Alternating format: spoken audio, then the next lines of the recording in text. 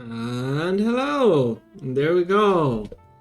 So yeah, last time we ended with I had made basically a rudimentary tokenizer and made it so, let's see, we could essentially break out identifier and type signifier token, as we call it. Basically this and this. And since then, I then have also where are you? There. I've also been working on refactoring things. So if we go into git log, just pull you out. We have essentially, where would we end off?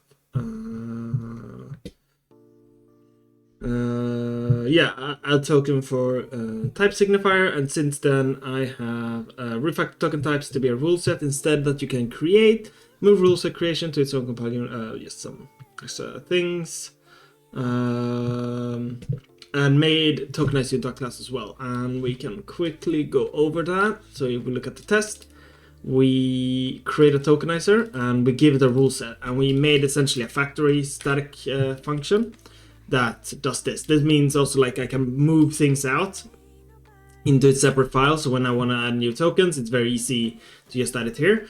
And what I'm thinking is if I ever need to, which probably not, but if I ever need to like make a token set that identifies specifically C++, maybe we want to scan through the C++ code to find types defined there and have some support stuff being added or something. I don't know. It might be some use like that. So then this would make it possible. Or maybe like validation, like so, hey, you trying to make a type union here, and one of the types are defined by C++ in C++ land. So then we like that. Then the transpiler can check that this is valid, basically. So that should, that might be actually a thing we do. But otherwise, we do everything like before.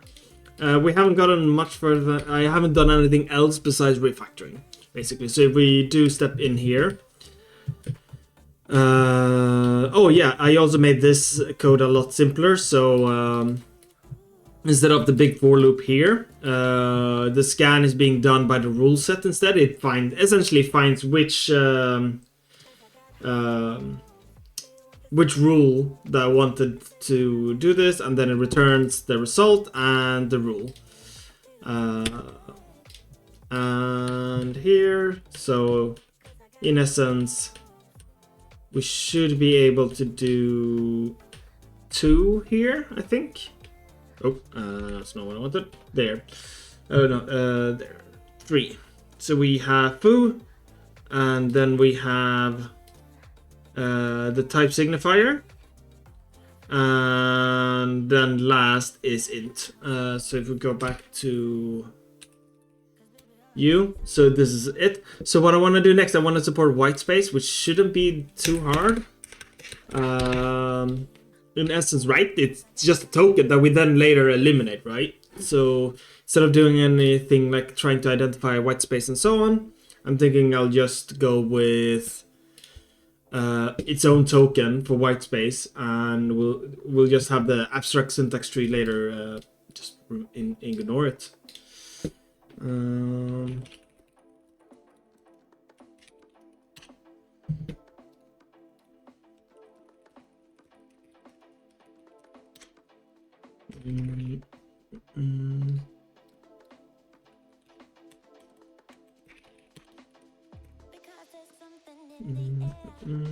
Let's do that's faster.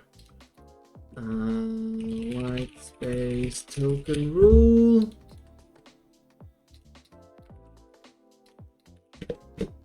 There and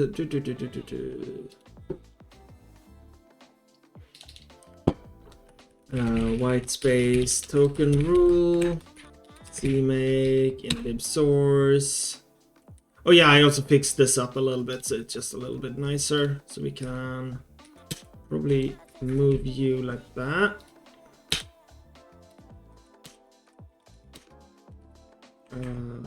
No, that's not. I wanted this. Why? Oh, a white space token rule. It's a PP. There, cool. White space.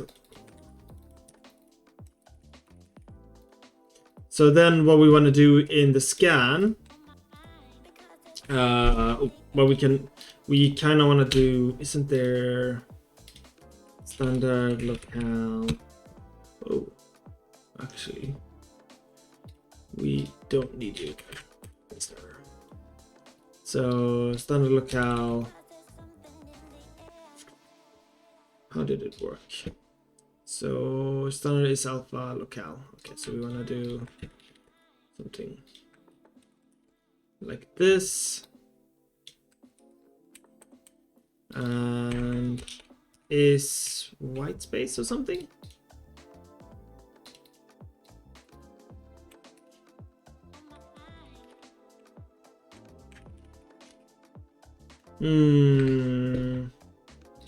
CP reference.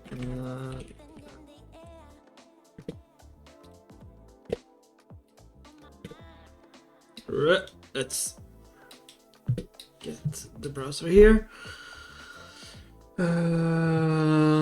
It would be. Wait, so if we do is alpha. And we want the locale version. Define in header locale, bool is alpha. Is lower, is space, is blank. Is it is blank? As a, by given. What is a blank?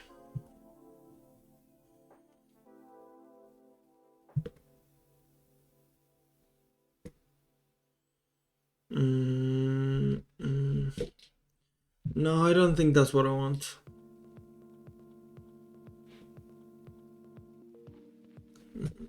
Oh, also, I'm gonna remove the camera.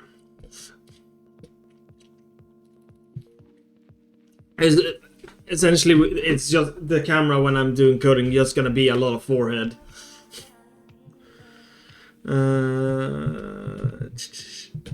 As a white space character. Oh, checks is given character is white by the low. Okay, so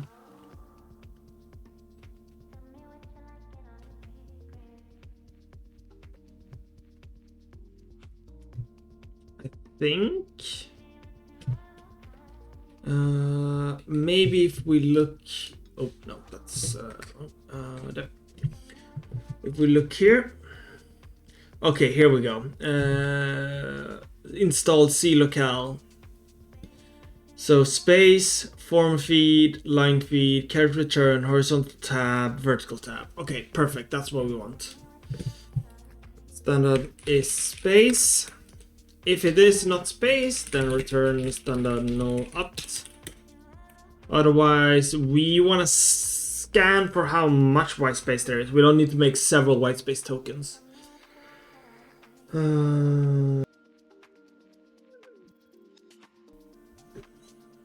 So let's see. Can I maybe just copy? It would be you, right? So yeah, it would be something like this. Maybe we can, well, for now, we'll do this. Maybe we can refactor this out to help a while. We're not at the end. So, and you are is space.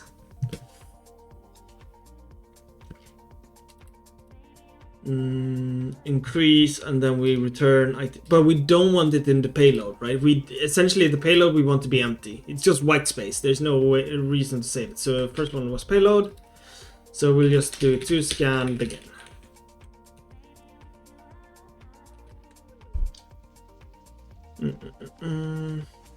here. Cool. And then we can add it to the standard rule set. Rule set register rule.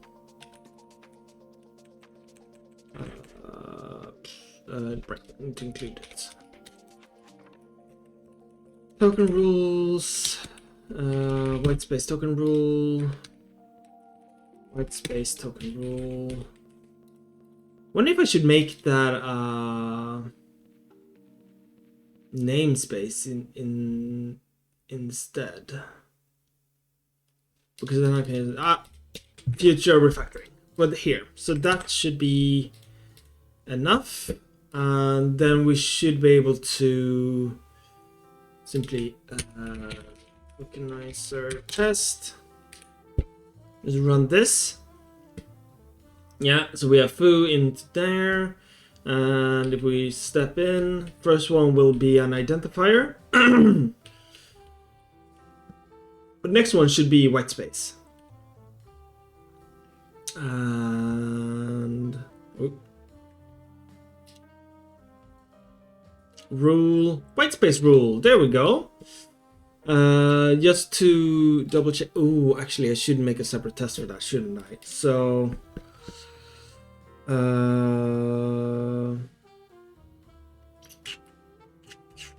how do we do that? Maybe I should just start with getting it to parse that entire line, right? And then we do a bunch of tests.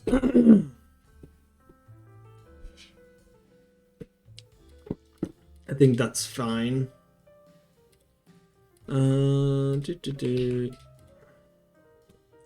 So we can submit this.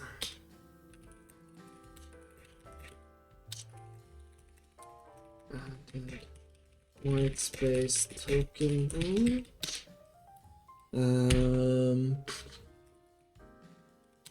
There. So next thing is assignment operator. Should I make assignment special? Maybe I could have, maybe in tokens it should be just a simple operator, and then we figure the rest out later. So we are gonna do that like that, and so you. Oh,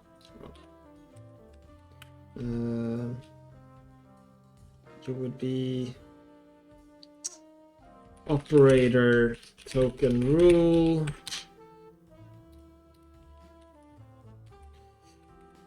Operator token rule. So in essence, I want to match, right?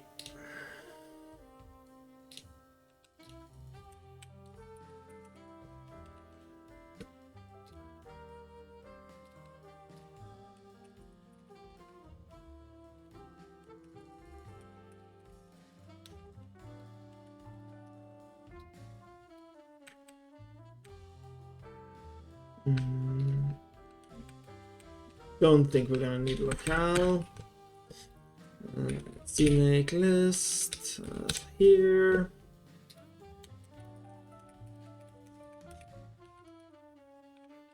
That. Oh, something is fine. Wrong. Token tool rule. Thank you. And then I want to close everything else but you. You are operator.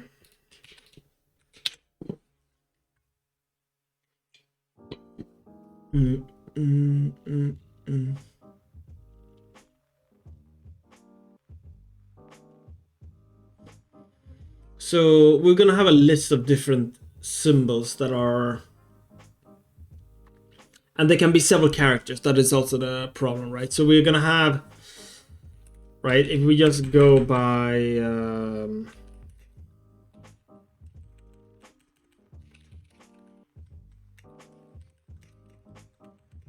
like, this is not how I'm gonna code it, but like the kind of operators we're gonna have, right? We have assignment, we have equality, We have not equal. We have ternary. How the hell do I support ternary? That's gonna be hard.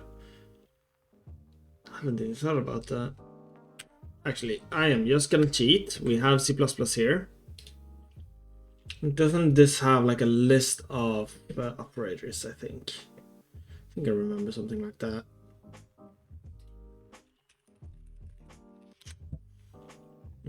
Operator precedence. Right. So we have scope resolution. Oh. Scope resolution. We have functional cast suffix. Right, so this is over several. So this would be an operator token, and this would be another operator token, and then that syntax tree will have to like search for it.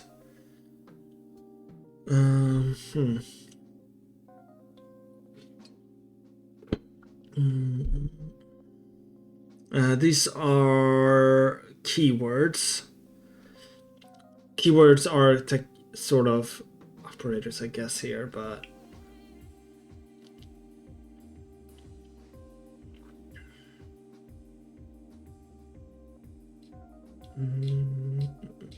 or maybe I should keep the mass operator. Throw is an operator? I thought throw was a keyword. Comments last.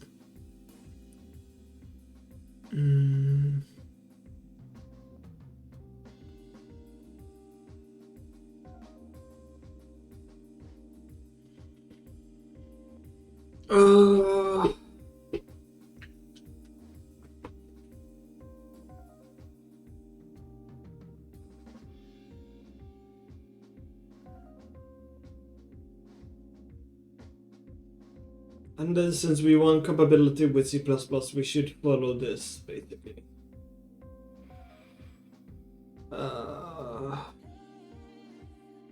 So yeah. I guess we'll support size off, but I have a better idea of how I want to do that, which is more property of like a class. Actually, did I actually write that up?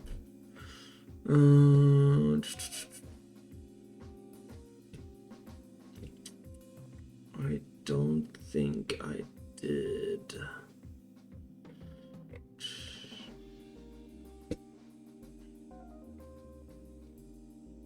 I mean, we have as here. Class definition.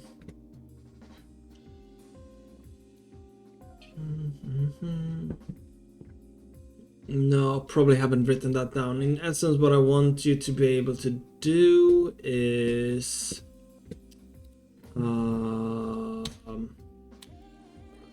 later, but like you do class.sizeof rather than sizeof class, right? There's more properties than that, right? Like I want a little bit more better compile time, being just nicer to write, right? So I want something more to this style. If we pull up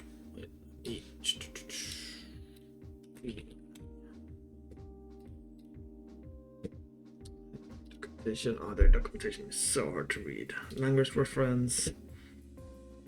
Would it be on the properties? Yeah. Right, so you would have it more like this, which also means they also have a bunch of like max, min, instead of like to get the max and min of an int. And you could add a bunch of other things as well. They have a class info. Class info provides information about dynamic type of a class type. It returns reference to type, object type, info class. Yeah, that would be a nicer way to do RTTI as well. like if you could actually loop over, like, oh, here's the names of the function or something simple like that. If you want to do those things in runtime, who is there to stop you? C++ make all of those things so much harder. So that's what I want to do there. So the question is, how do we do this comparison, right? So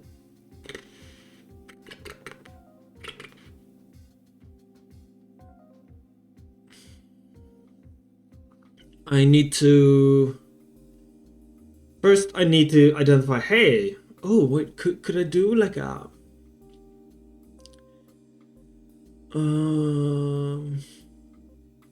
in essence, I want to, in a very easy way, just code like here are all of my namespace,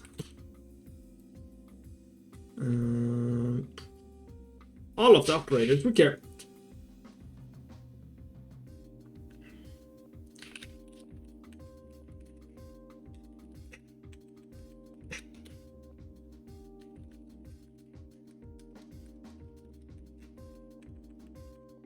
Let's do it simple for now.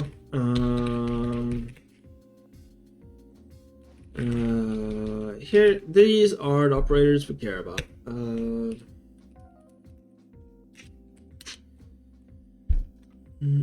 And for the tokens, we don't need to care about what order. We just need to do that for the abstract syntax tree.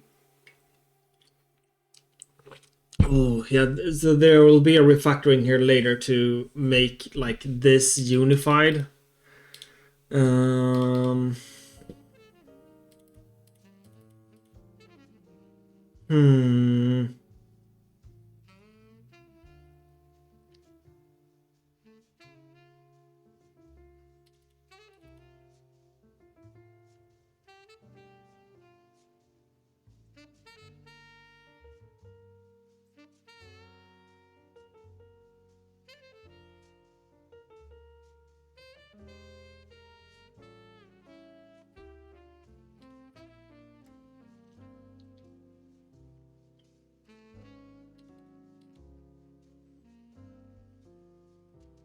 But then how do I do the matching, right? I can't loop through every single, like that would be so inefficient. Right, actually, I'm just gonna pull you up and have you by the side. We're just gonna do copy paste this basically.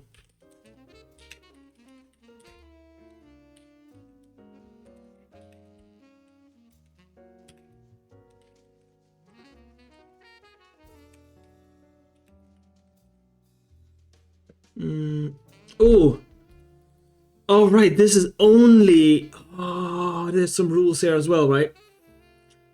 Because, right, this is not an operator, right?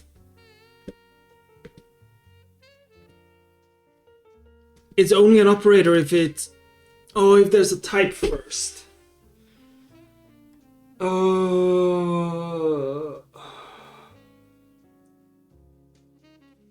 So maybe we shouldn't do.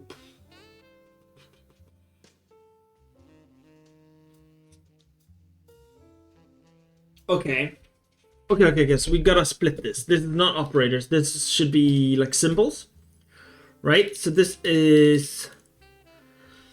Right. Yeah. So we don't care about, like, for instance, we will have multiplication is the same as the indirection, right? So if we look here.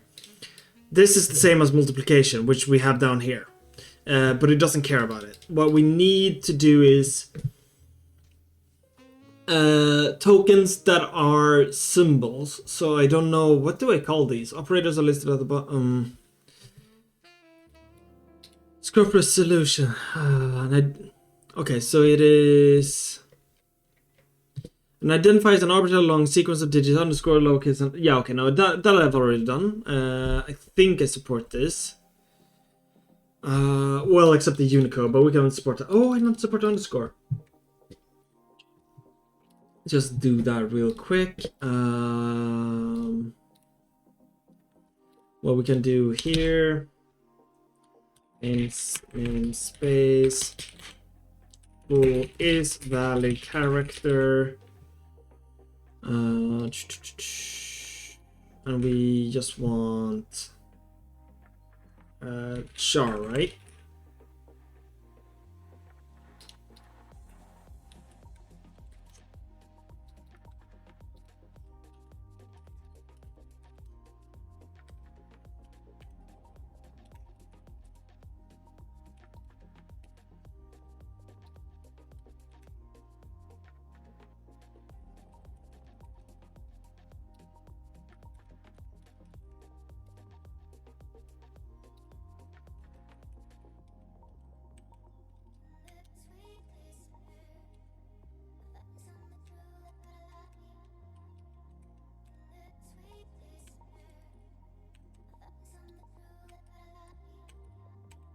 Because underscore is allowed, right? So this would support that. We do that. Oh, and this is gonna be a mess.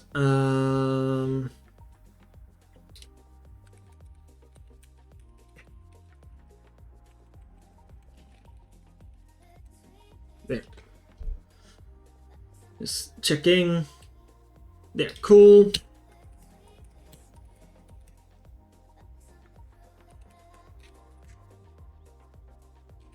Token rules. Identifier.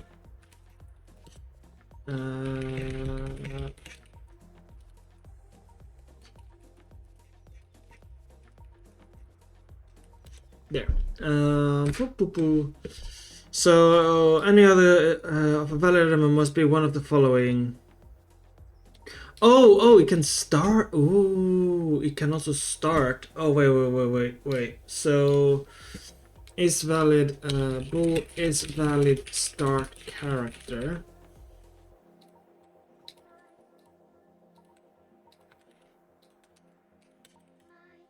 So we also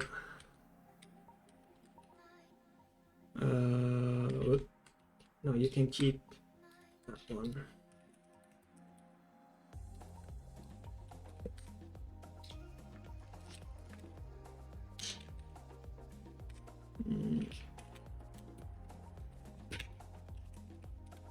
Like that, and then we can character equals.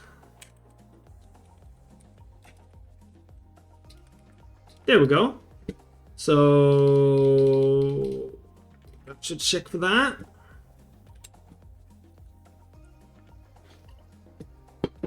Cool.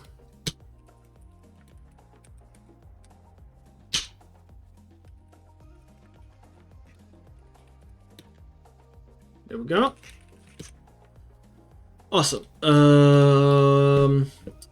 So now we support that. What is next? Wait, so we have identifiers, blah, blah, blah. What is a good name for...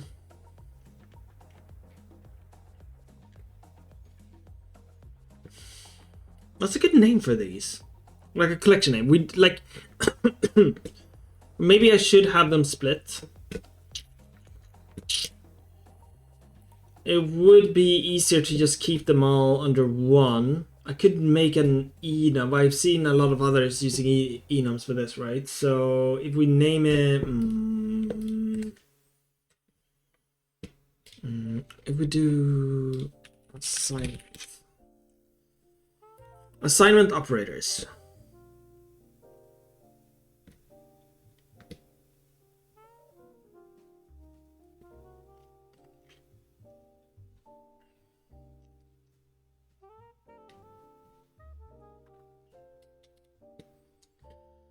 Copy assignment.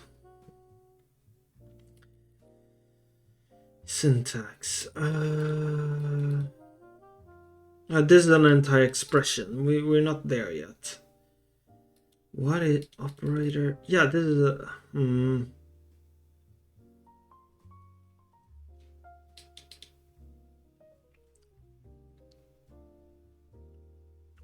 Cannot be a comma expression because its precedence is lower.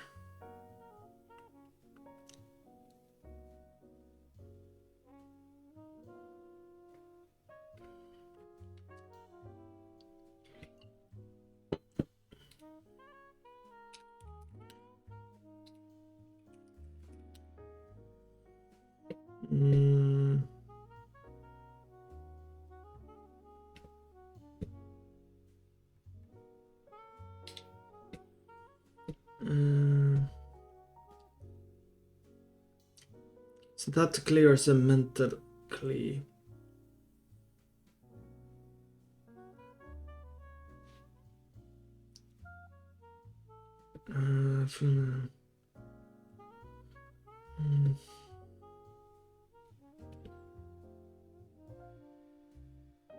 Maybe seen as a special form of prefix, operator with fixed precedent. Define functions.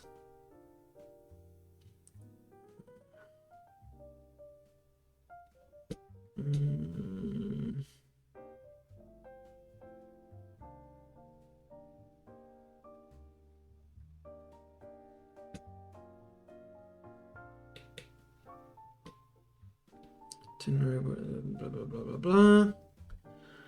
Oh, why is naming things so goddamn hard? Semantics is depends on value, evaluation strategy, and argument passing mode, such as pulling, short circuiting simply an expression involving an operator. The resulting value may be just a value.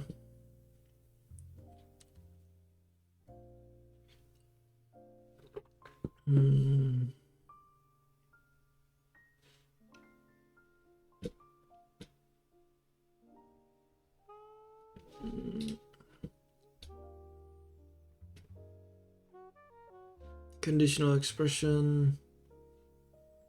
What should I call that?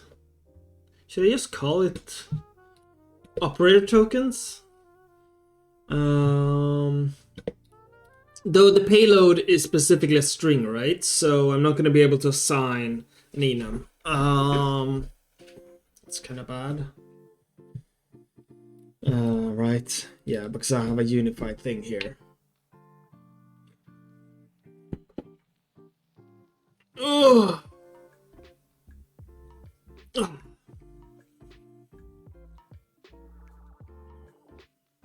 I could make it a variant, so it can be empty. It can be a string.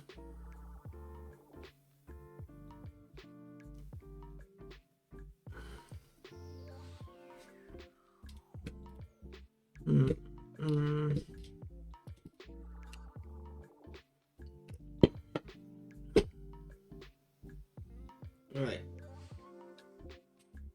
Okay, so actually it won't be that hard to scan this though, I realized. So essentially we loop over the operators. And we essentially check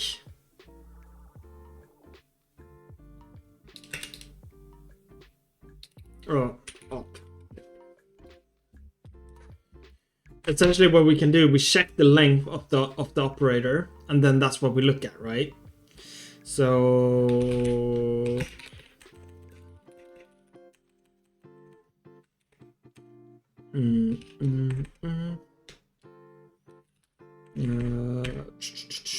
token rule scan range subring equals to scan again.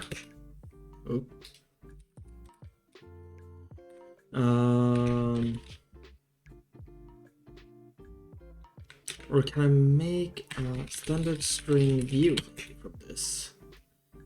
Substring equals to scan begin, and then operator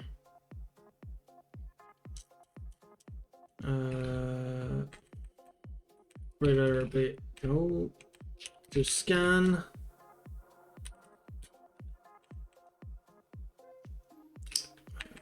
I can't write there, plus operator.size. And what we do is if operator.size is more than to scan size, continue. Right? So yeah, if our size is more than your size, continue. Otherwise we do we fetch out a substring. And a string view should not do an allocation, if I understand that correctly. And we can... Actually, let's double check that. I have it up here. String view.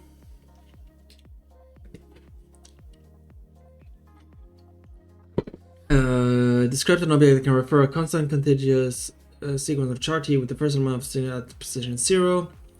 Two members are pointed to a constant chart T and a size. Yeah, so it's just a pointer. It should not allocate anything. So it's just a bound checked C string basically, right? So there.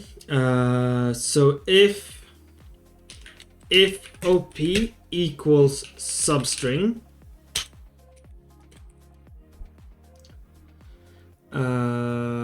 if that is true. Oh, that also made me realize, right? If I ever have a token that requires some other date, like transform date, probably that will never happen, because essentially what we're doing is we're just splitting up things into a more readable format for code, or easier to work with format. We're only supposed to be splitting it up by tokens. So it should be fine. Hello, Alexius. Finally, I can make one of these live. Hello! Oh, you gotta be super late in America, right? Thank you for the subscription. 19 months. 2 a.m. here. Well. Coffee all the way. Here it's like midday right now. So the baby just woke up, so he's happy. In the mornings he's super happy and easy to deal with. So then I felt comfortable, like I can stream, so my lovely girlfriend doesn't have to take care of screaming. But yeah.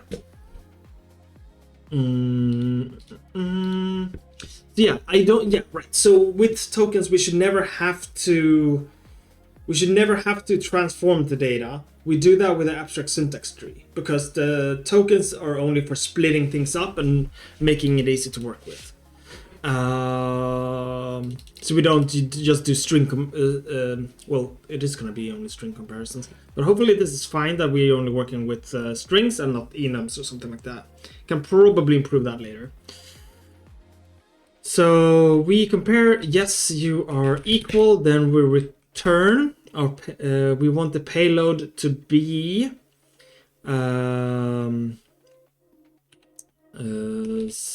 basically to scan begin plus, oh, actually we can just do up to substring iterator. Oh wait,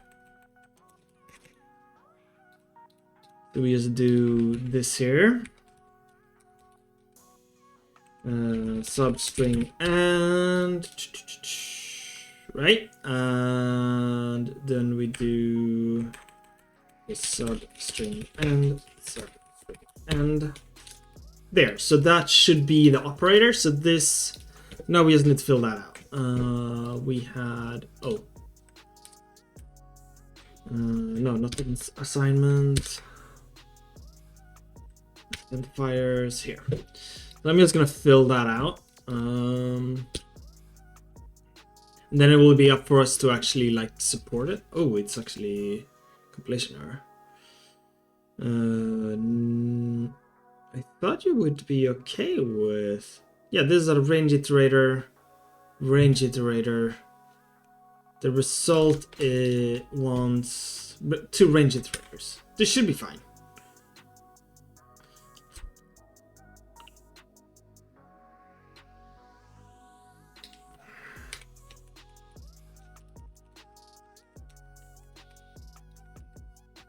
Okay, there we go.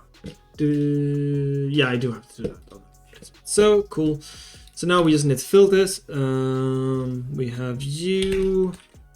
Oops.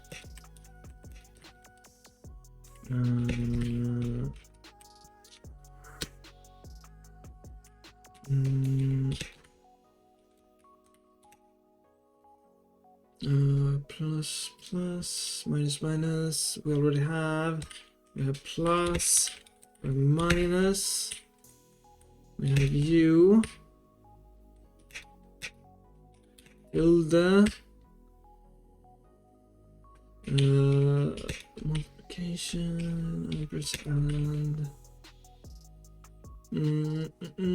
I feel those are keywords. Ooh, should Should I have keywords in? Like, I mean, basically keywords would be the same thing here.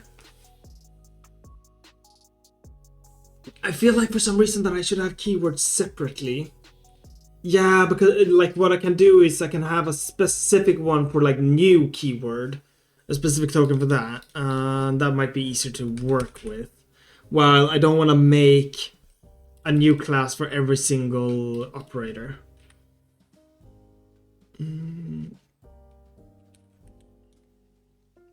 Oh.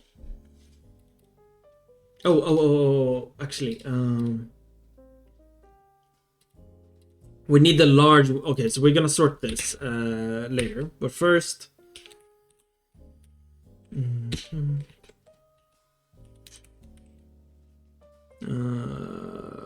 We do not have division. We need modulus. Did we have minus? Yes, we do.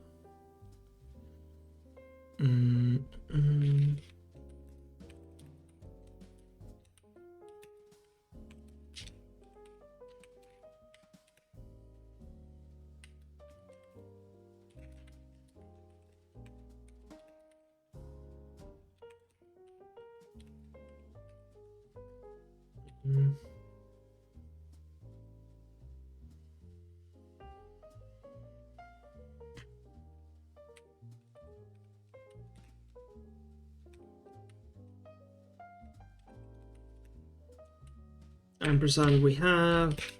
We need bitwise XOR. Don't think we have U.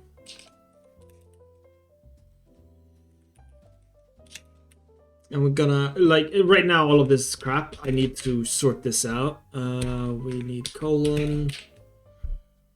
Do we have direct assignment? No.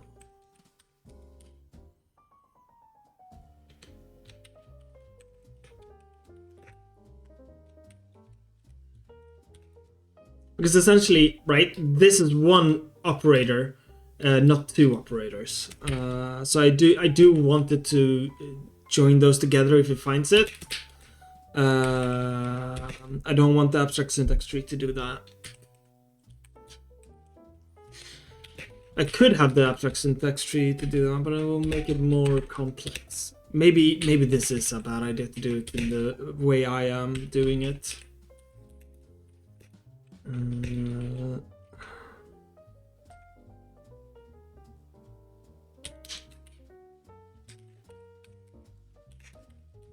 There. I think that is literally everything. So what we want is the largest ones first. So what I'm gonna do like that, so we easier to see. So we have you first. We want to match the largest one first, and then we can take these. Did I actually have?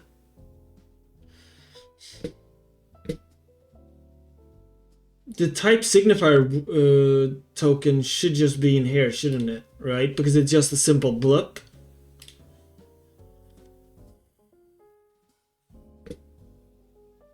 Yeah, it should be. That can simplify things. But then, yeah, so we can take these here. Oh, wait, we have you are also 3. Like that. Is there anyone else that is 3? Don't think so. So this one is 2.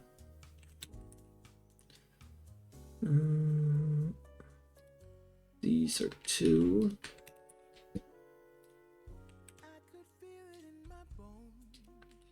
To explain like why I'm trying to make it in an order here is because if let's say these ones were before these, it will match these before it matches this, and then it'll go like, oh yeah. I should probably have a test on specifically this token. So we'll make that up to just make sure that it always passes.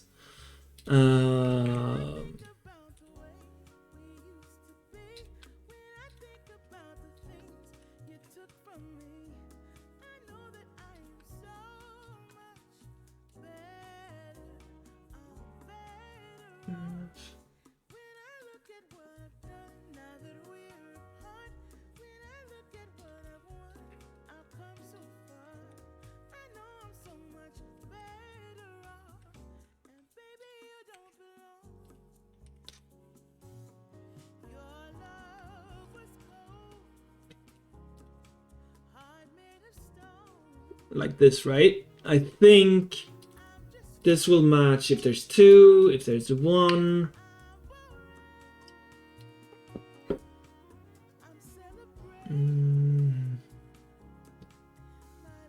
I do want to add an operator also for like equals. I think Ruby and other languages have this, right? C++ doesn't, but like this would be nice, which just, this is bitwise, right? This is bitwise. But this would be good for like doing an OR assignment, basically. Which might not make sense for a lot of people, but it does for me. Because otherwise what you do, right? Sometimes you have logic like this, is true, and you do something true equals something false. But what you can do as well is this can become very, very long, right? So what you might want to do is something true. You want to do something like this.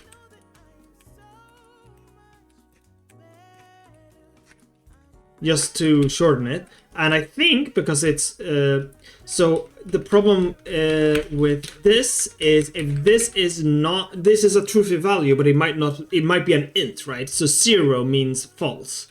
But what it will do here, because bool is also technically an int, it will do a bitwise assignment of the number onto this, which will result in correct behavior, but it's not essentially what you want to, right? Hello, are we playing Groog's version of a sandbox? I guess, yeah. What's a string view? Copy of string? Joke. Yeah, I think... I mean, yeah, it's basically a copy of string, right? So, like, I'm just saying, like, hey, I want a view of this string that only is this part, and then I want to do a comparison, right? Hello, Twinkie Mouse. There... So I think, yeah, and then we have you here. So now I don't think I'm missing anything else. But after this, we are gonna make a test to verify that this one works as it should. Right? That's what I'm thinking.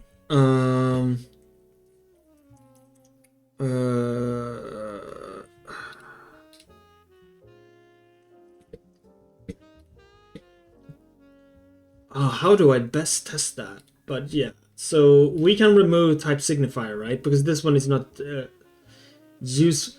The only thing is that it's easy to debug, but I am gonna remove you. And then we add you here. Operator token rule. Operator token rule. Cool.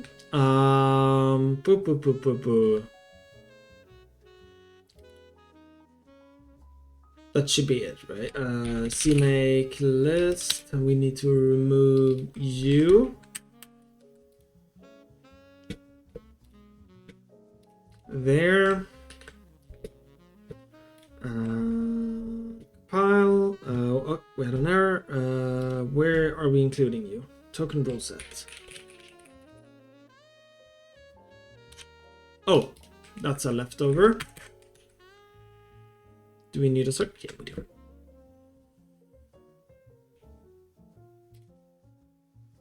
Cool. Twinkle, not twinkle. Yeah, the second time this week someone gets it wrong. Well, it's easy to read wrong. Right, cool. So how? Oh, we have 8 tokens. So we have foo and then white space, the type signifier, white space, int, white space. Yeah, so we're getting all the way now. Ooh. No, I think statement and should probably be. We should probably actually have that one separately instead of an operator, right? No. Yeah, whatever. But yeah, so we're getting way further now. Get stated, get add. Commit implemented operator token rule. There. So now I want to test that. So we are gonna do that. We have a tokenizer test. So I think that can fit in here. Tokenizer verify that operator token rule parses tokens correctly. Parses text correctly.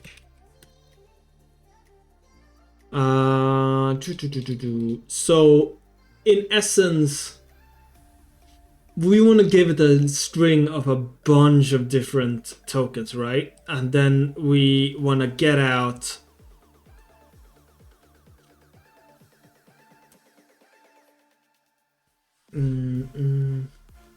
so here, new file. So we can do we want to test everything, right? In essence, we're gonna ask it to tokenize everything and split out. Oh, how do I verify that I've actually gone through every single token that is in the list? That's what I want a good way to just test this. Maybe I should make this a class member instead. We might do that. So we make here tokenize operators.trans.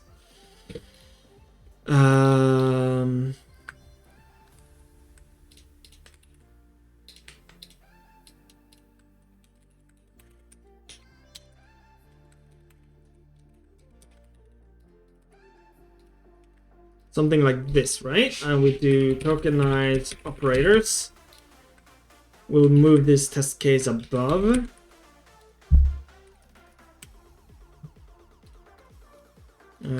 I am gonna comment this because I mean this shouldn't work.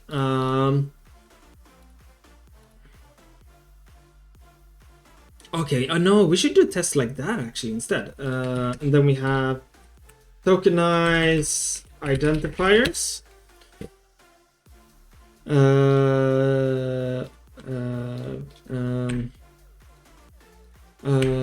Operator rule.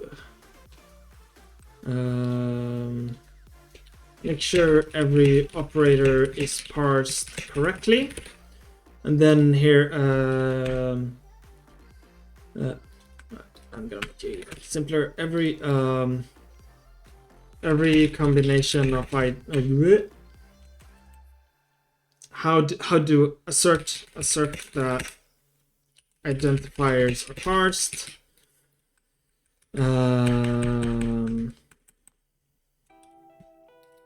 And we have tokenize identifiers.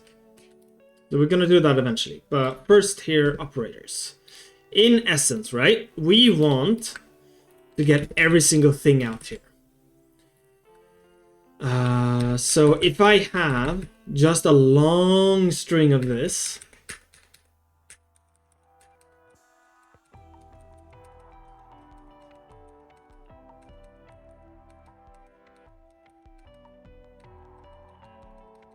we should get every single token out.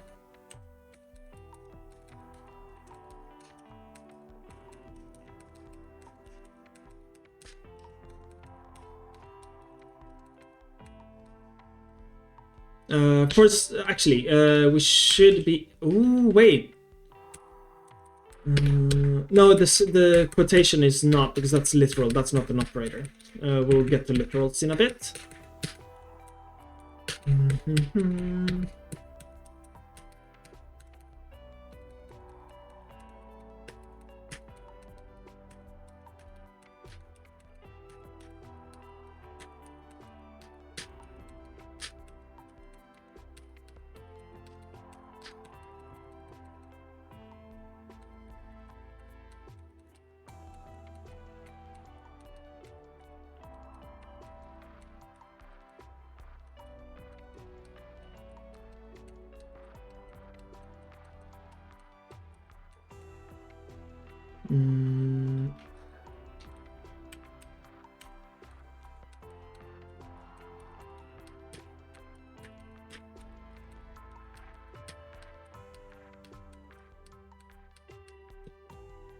So here we have essentially every single token.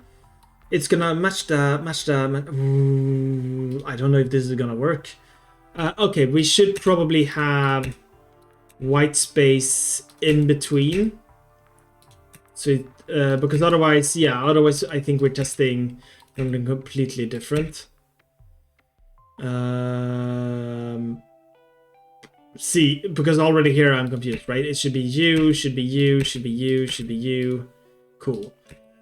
Here are 2 ones. Yeah.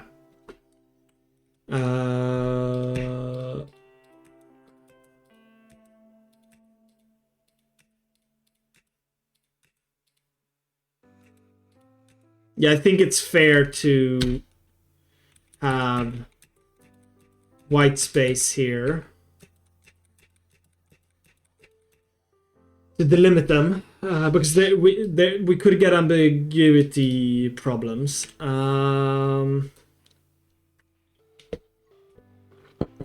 So this should be fine. Oh, wait, this is in the identifiers. There we go. There. So we have operators. For now, I'm gonna do foo, bar,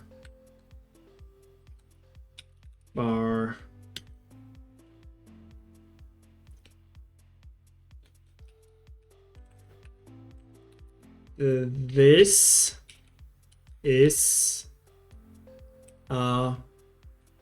identifier. That'll have to do for now. We can figure out more test cases later. But now, so we have this. We can parse the tokens. So if we do, I want to verify that all of them have been taken, right? So what we can do here is I'll do tokens equals tokenizer parse source and we want to eliminate all of the white space. Later we'll make a helper, but for now we'll add one here. Void purge white space constant standard no, not constant, standard vector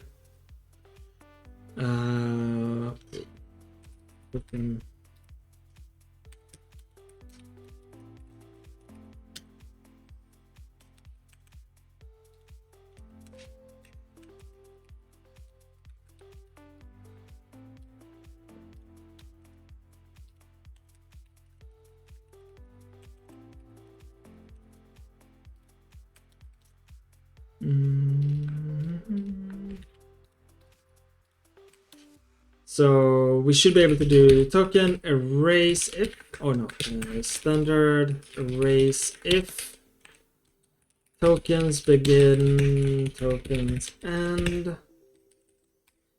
I'll do token like that. Yeah, and then up to iterator, blah, blah, blah. And then we do tokens, erase, iterator.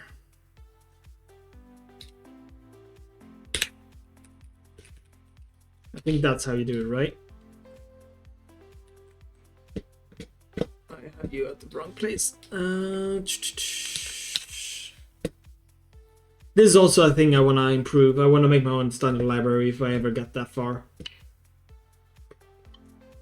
Still want to make iterators, but just make it easier to use. So erase, standard erase if. Or does it do it by itself? Oh, is it remove if?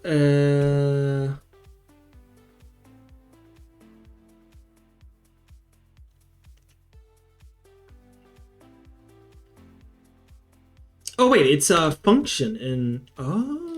Oh, I don't. Is that a function now? It's in C++20. Tokens. Erase if. Why are you not showing up? You're in C++20. You should be showing up. This should be fine. What?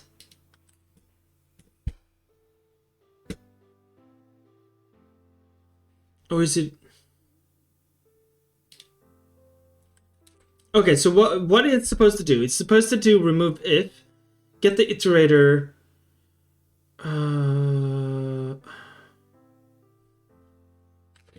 Okay, so if we do, maybe it's a case of I need to do include a vector here, and then it works.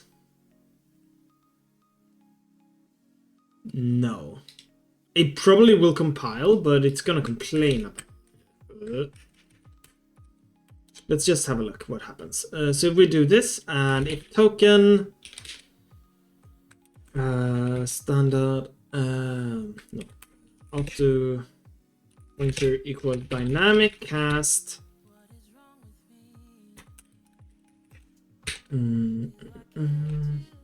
token rules. White space token rule. And we go white space token rule.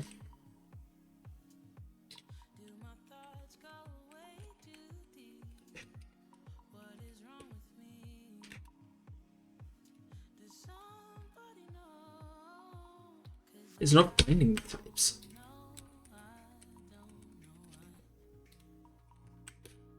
Get rule. Return pointer is not. There's also some. This test I'm also gonna make a lot nicer looking, hopefully. So if I have you here, we do source as helper. Oh, I should just call it test helper. We will do that, and then we give it you tokens. It should purge every single white base token. Sorry. What? It's not?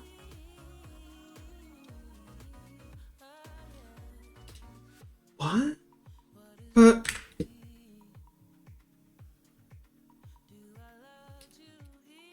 wait. Erase if. Non-mem. Oh.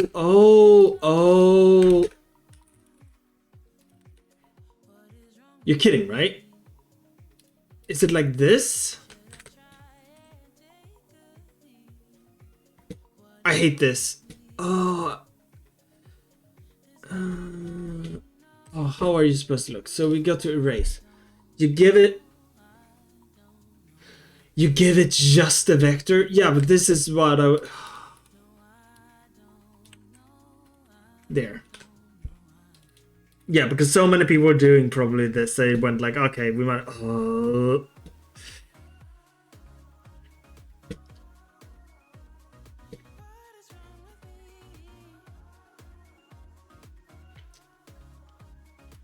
Oh, it's trying to do a compare.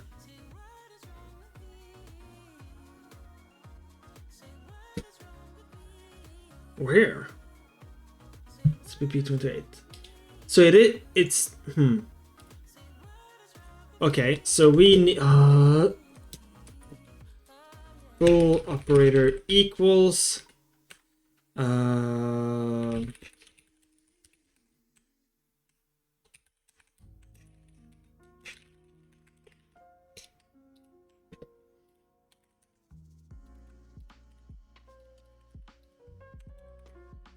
return rule equals other rule, or I don't know, and payload equals payload. Right? Then they're the same.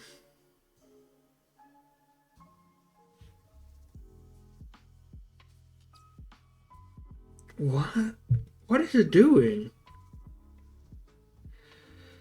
Oh, it's an assign. Oh, I need assignment. Oh, assignment doesn't work because I have a reference. Oh, I hate C++. Oh. Oh.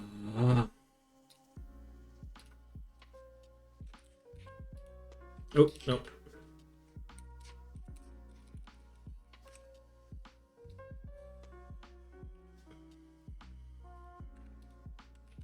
Then that shouldn't need to be generated. Oh, god damn it. I mean, though, if I do a copy constructor, still doesn't work, I think.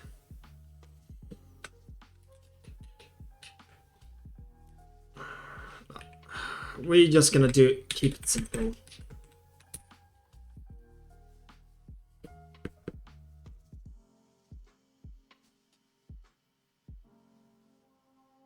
There we go.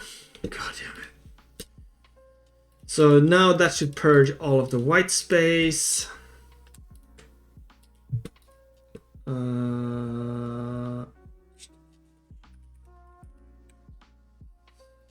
Let's actually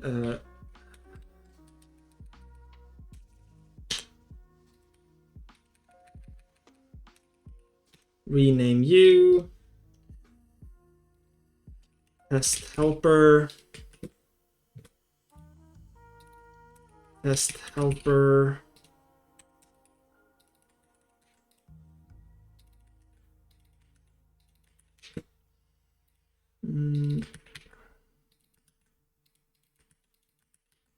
There, it's simpler. Can you build?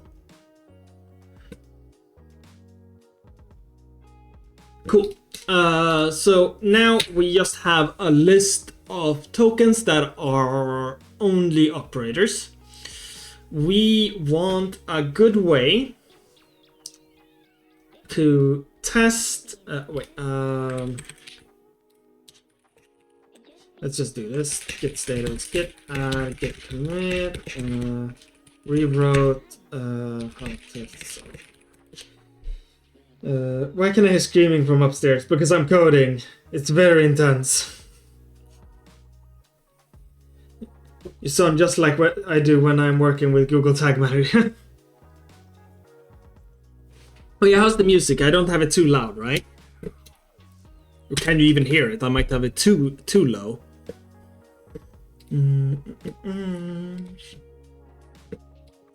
So now we can do a section.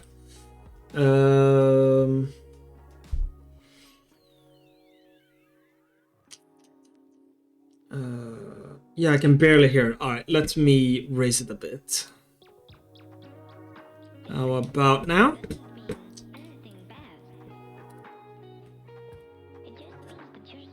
Perfect. Cool. So now what I want to verify is that we get every single token, right? We want to check off that we get every single token.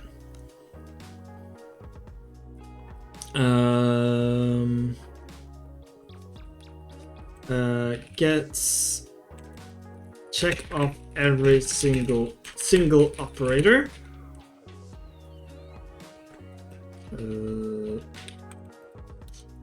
this, right? So we need a list of every single operator that exists, right? So if we close here, we go to the operator token rule.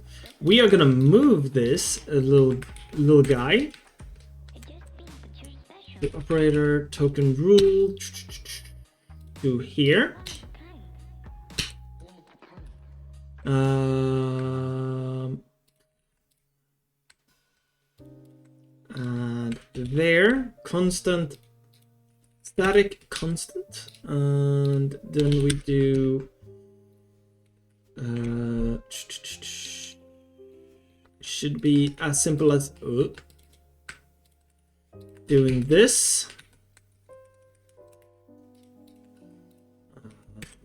Okay, there we go. Ooh, gotta have symmetry. There. So now, actually, I'm gonna pretty this up. Oh, are you already? Yeah. Could have you in line. You're in line. There.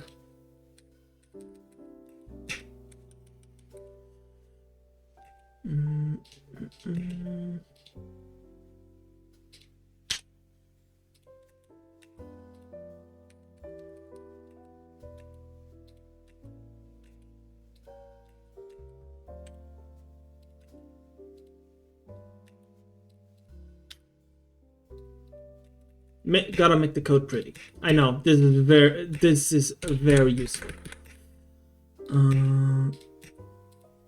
Gotta line up. Oh,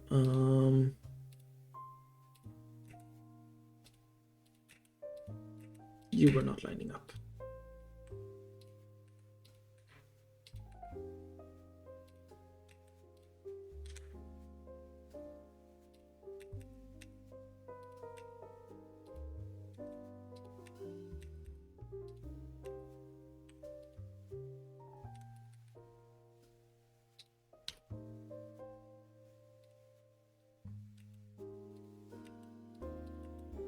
Oh, I should install Clang or something like that.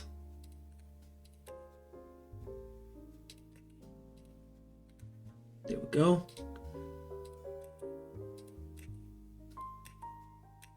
There we go. It's all lined up. It looks terrible. It's great.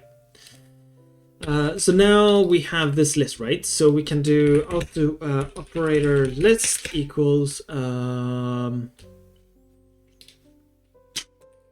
include token rules white space operator, and we can make a copy operators.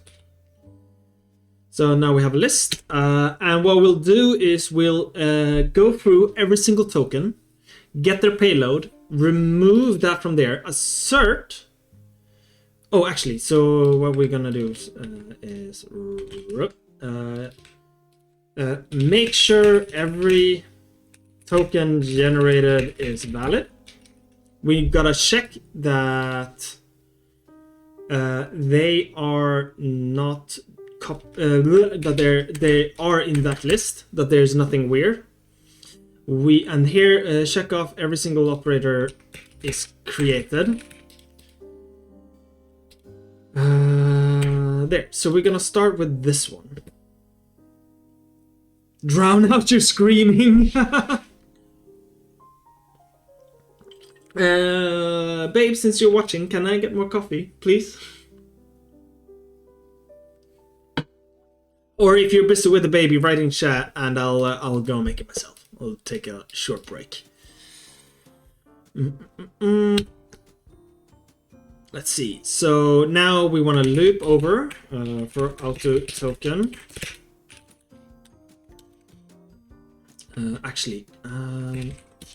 I'm gonna change my code standard, which means I'm gonna have to change everything else. We'll do that at a later place. I want to go with this style. This is what I want to be like standard also for the language. So we're gonna be changing that later. But for now, we have this. Other tokens. So we want to verify that that token exists in that list. So we can do. Well, first we need a way to access.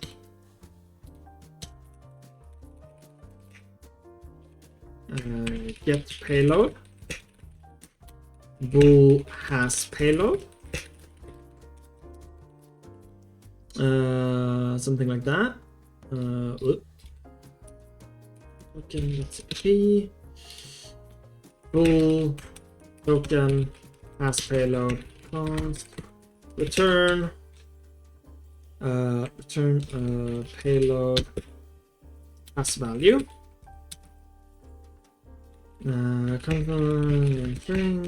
Token has payload. Return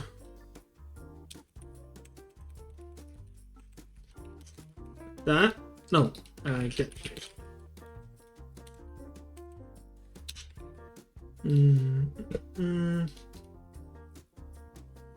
So first requires require token has payload. Like all of them needs to have a payload. If they don't, something is wrong. We want to require that standard find and then we do operator token rule actually we can do like this. Operator list, smaller operator list, and then we do token get payload is not allowed to be operator list end. Right? This should hold true. If this is true, then right. So if this ever gets false, that means we have a token that is not in this list. Cool. I'm guessing I can also give like a string. Right? All payload have no, all operator tokens have payload. No. So we go to cache 2 here. Required blah blah blah. I'm guessing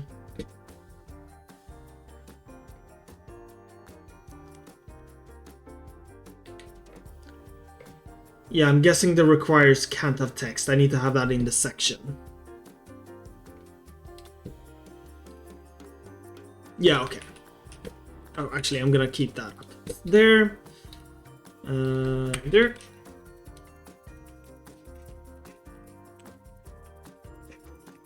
Must have payload. If not found, it means operator is not in list. Oop. Like that. Cool.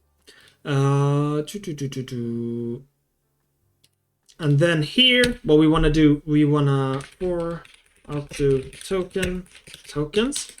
We want to find, essentially in the end, require operator list empty. Like we want that list in the end to be empty. If not empty, then not all operators are covered in the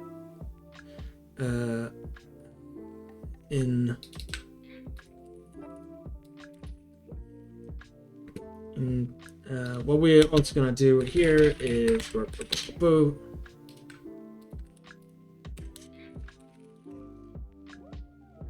thunder string.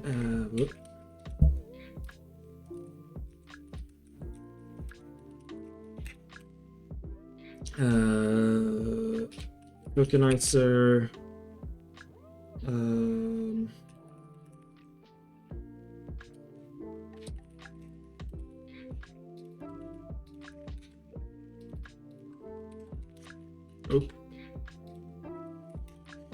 Because then I can just refer to you there. And then we can do here for identifier. And we put you there.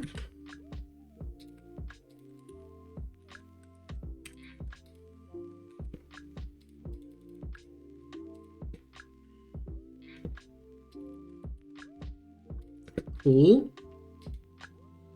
So now what we want to do is standard find operator. Well, it's the same.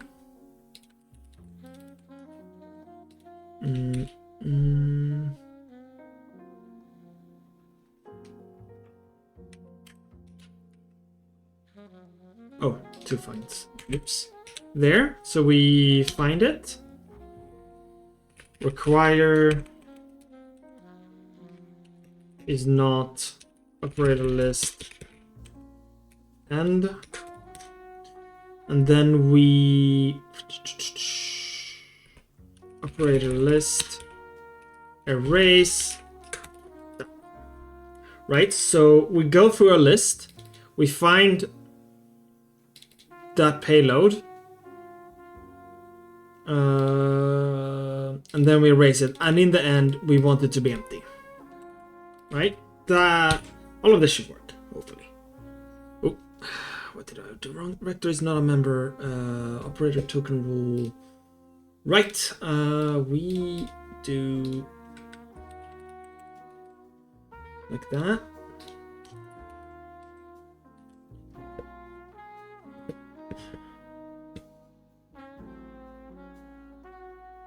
Cool. So now, when we go through,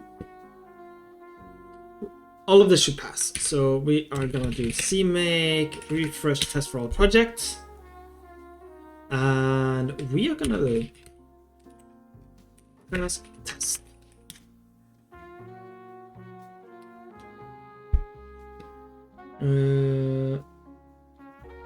Passed.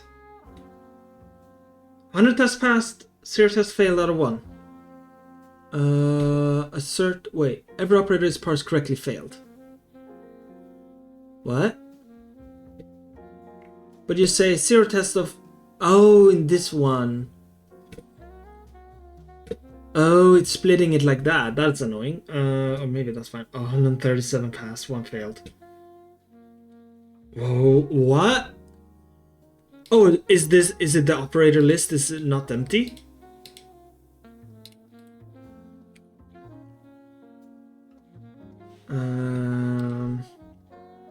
Require IT. Oh.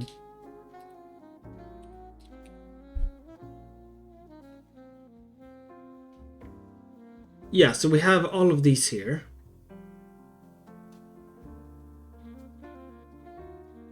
$48.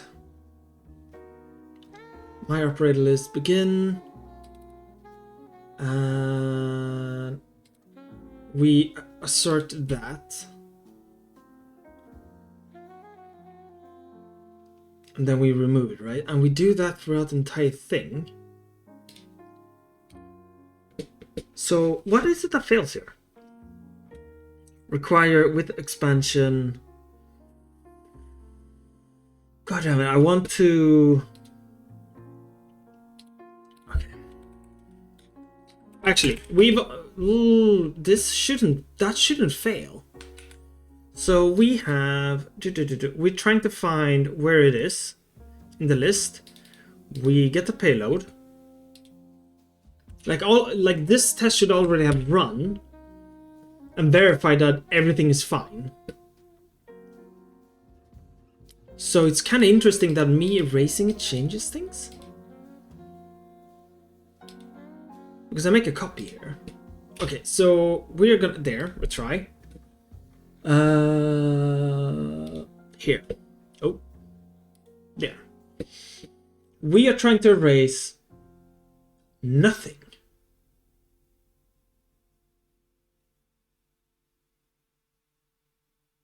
Huh. How are you? What is this token?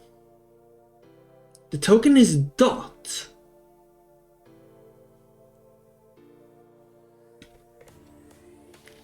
Oh! Oh! Wait! Oh, that's good. Okay, there is something wrong.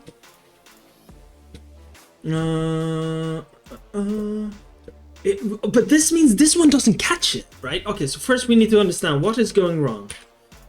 Tokenizer.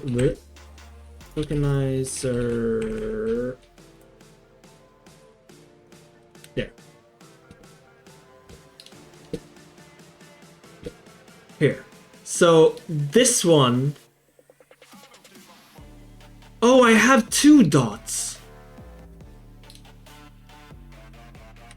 Because you are supposed to be... Oh. Okay. I need to catch... Oh, well, that was because the source data was wrong.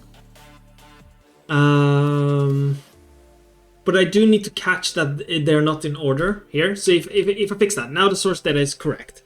But I think this will still be wrong, right?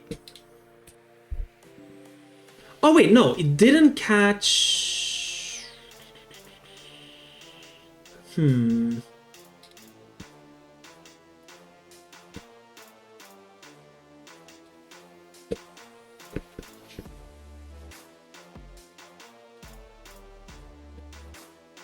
Kind of interesting, right? Because like here, it won't catch that something is missed. That's what this is supposed to do. But it also failed. I don't want it to crash. Okay, so in essence, right? If we do...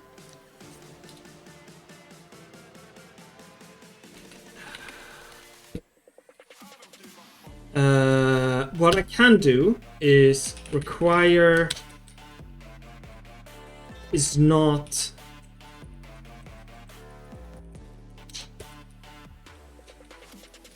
and then we do a comment here, which is... Maybe I should have a section that verifies that we don't have duplicates. That might catch it, actually. So this does that. Section check we don't have duplicate operators in test data.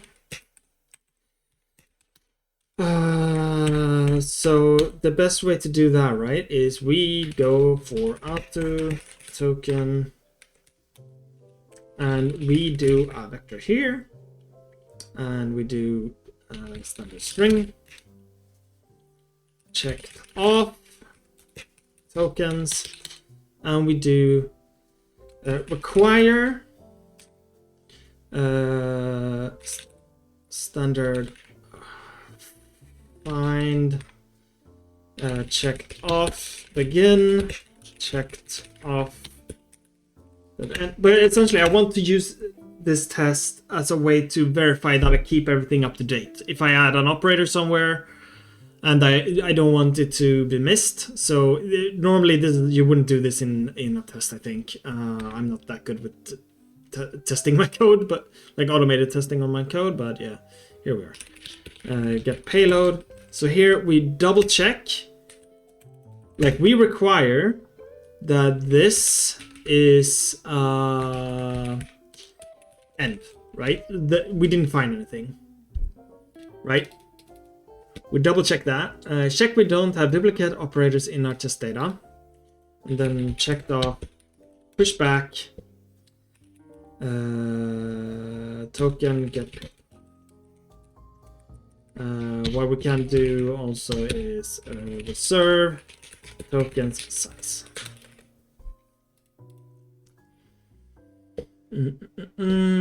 So that's easy. Double check we don't have any duplicates. So this one should catch it, right? So if we run, right here, it failed. We try. Oh, and then it crashes here. Can I? Do they have like something that says like, hey, assertions. I need. This must be true. Aborts the test case if it fails. The check family are equivalent, but execution continues even if this assertion fails. Okay. Okay, so require. Ooh.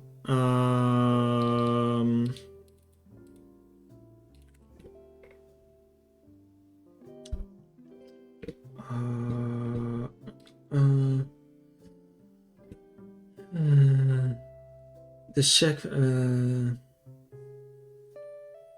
Alright, so how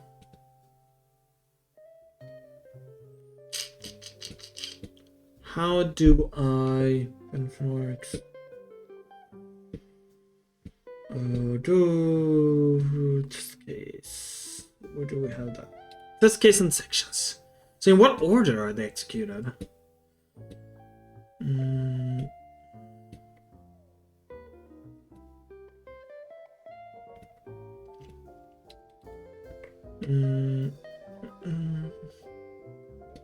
Tag says no. That's not what I want. I just want to know in what order are they done.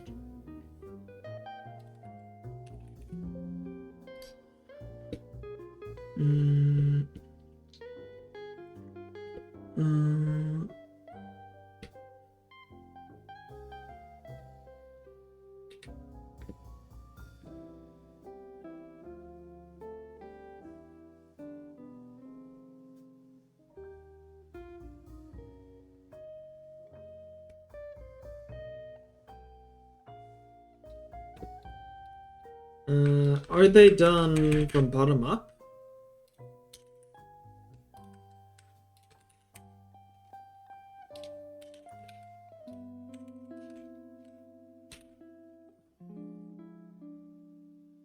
Or are they sorted maybe on the name?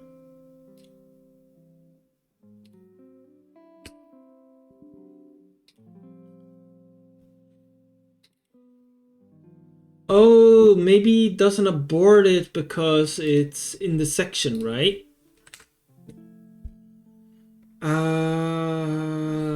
So if we would have... Okay, let's...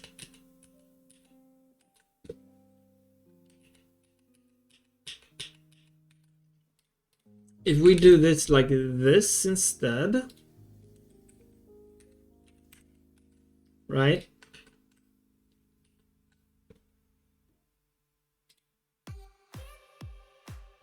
And then we can do require checked off size equals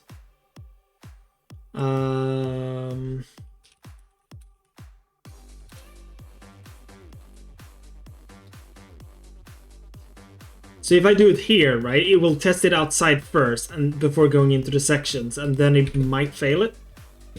Yeah, and then it doesn't crash.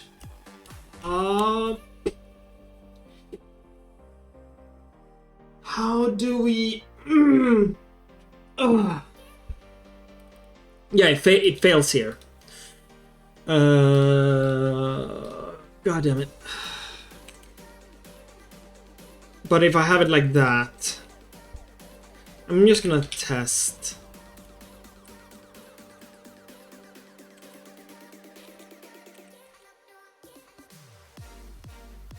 If I can control it like this. So it's not that I'm missing something. What did I miss? Oh.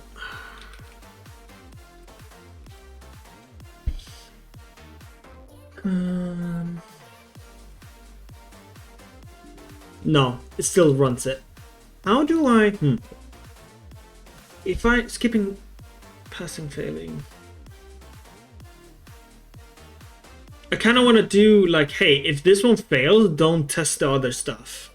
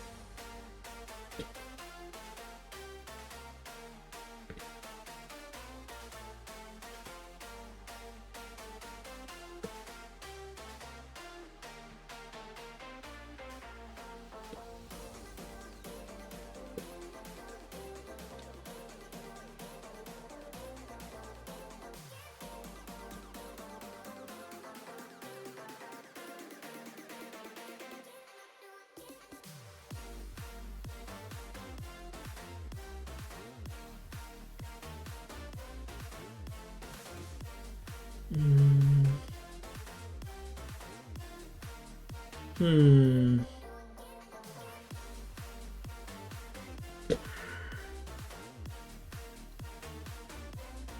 wait, let's do it like this.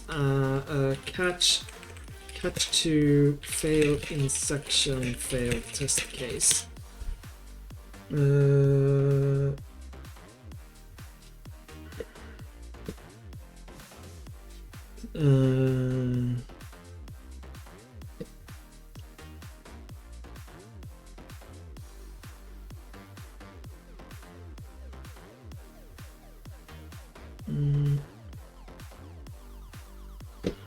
Can I? They said there's a. I see there's a fail. What do you do? Internal catch message, explicit failure. I think fail check, succeed. Okay, we have here. We have section. We have fail, check, require false. How do fail work? Catch to fail.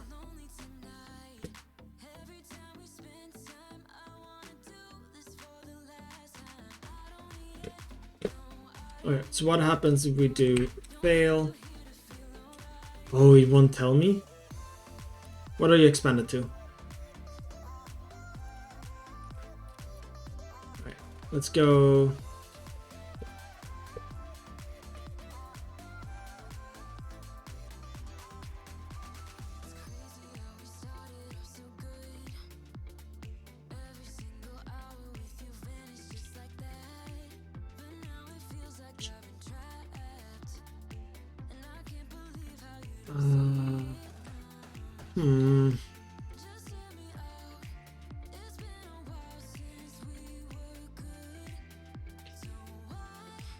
What does that say? No operator matches a built-in operator. Yeah, it's not gonna like that because it's not made for that. In essence, I want to fail the entire test if this is not correct.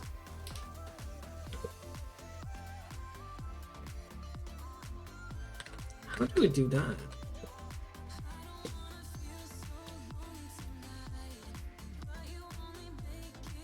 Catch to fail, test case if section fails.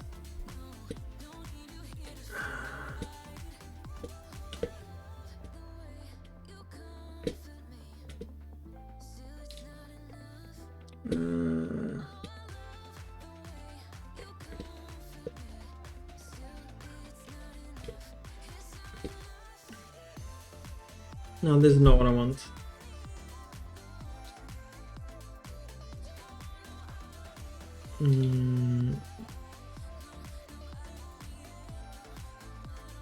Some tag can also have, in general, cache reserves tag names starting with from purposes, inverse the pass fail logic test. If an assertion fails, the test case succeeds, but okay, that's not what I want.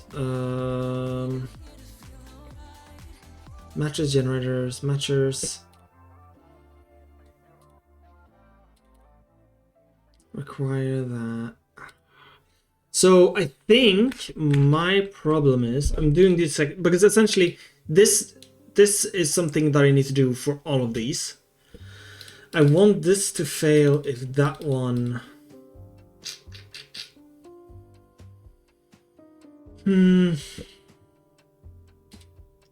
Actually, what I can do instead, if this is true, then we add you. So we only do one single test here. And we'll just make defensive code, right? So here, if IT is not operator list end, so essentially we've already verified this. This should be true. I don't want it to crash, right? So we just do this here. So they should fail without crashing. So this is how we'll do it, basically. We'll just program defensively. So now if we run, we fail. Require operator list is empty. So this one is not empty. And here we do not have the correct size, right? So these two do not match. This is also how we should do things. I need to make... okay, so what I am gonna do here, duplicate tokens. Actually, why is it not here? I'm actually gonna do like that.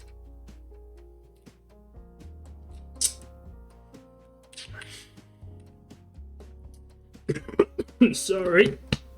Oh, that came out of nowhere. So we have here, when I double check token coverage, this is checking.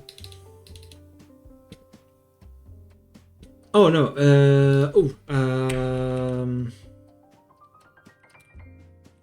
no, this is token coverage. Token coverage.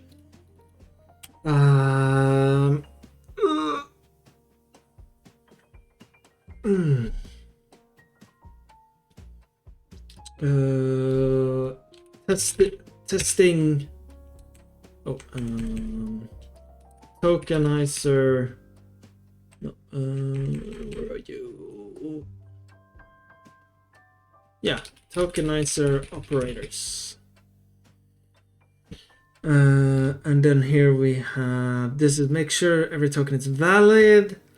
Token validity. Something like this. We want to move this outside.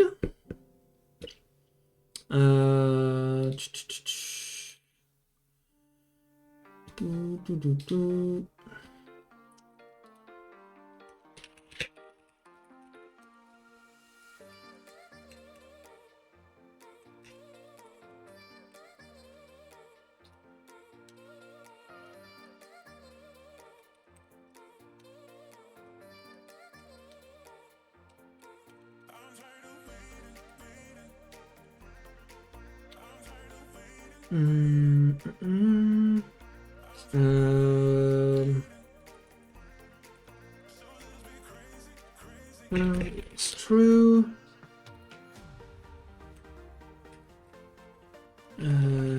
Every token was found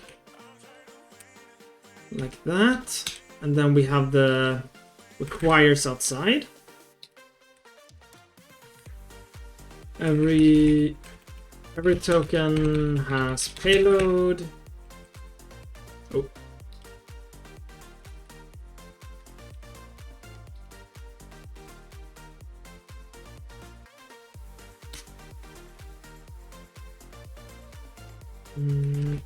There.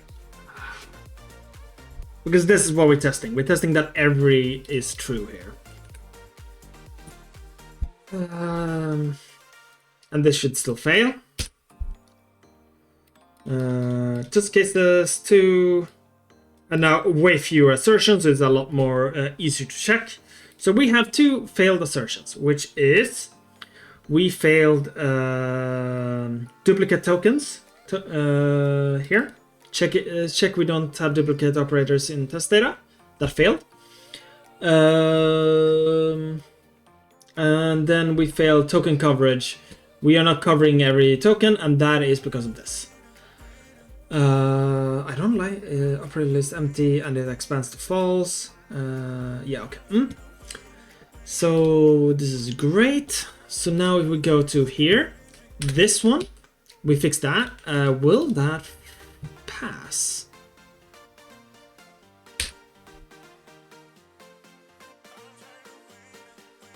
Do I need to build for that? No. Good. That still fails.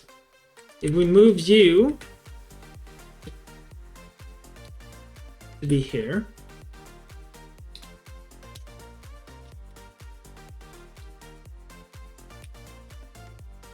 you still fail. Oh, we have a duplicate there. Where else do we have a duplicate? We have you, we have you. Do we have any more duplicates that I might have missed? I don't think so.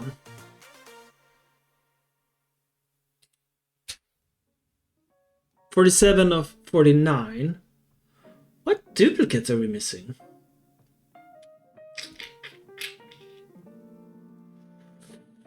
Can I do something like this? Checked off.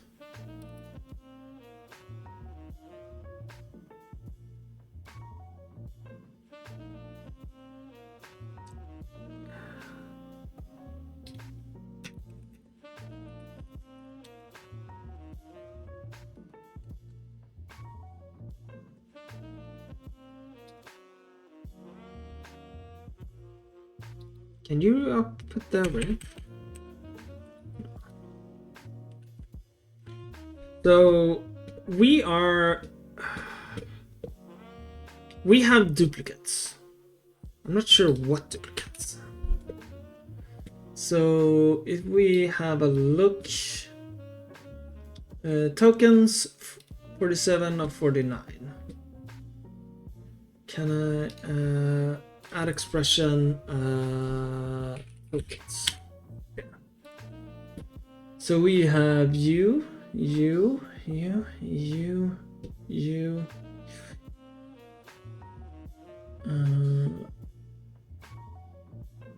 Okay, let's pull you down. And we're going to the pluses. Minus, you equals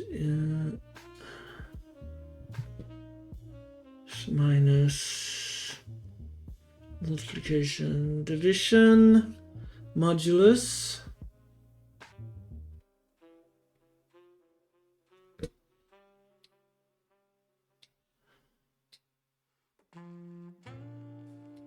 Ampersand, you dot these. Oh, we have 2 dots. Oh, it's splitting these 2. Right, because I only... Oh, so the test actually worked. Holy crap. Because I only updated it in the source data, right? That doesn't do anything. Because I moved it here, right? But if we go to operator token rule, it hasn't been moved here. So I still have it here, and that's why it's matching these before it. Oh my god, it actually worked. Holy crap. So we want to move you to here.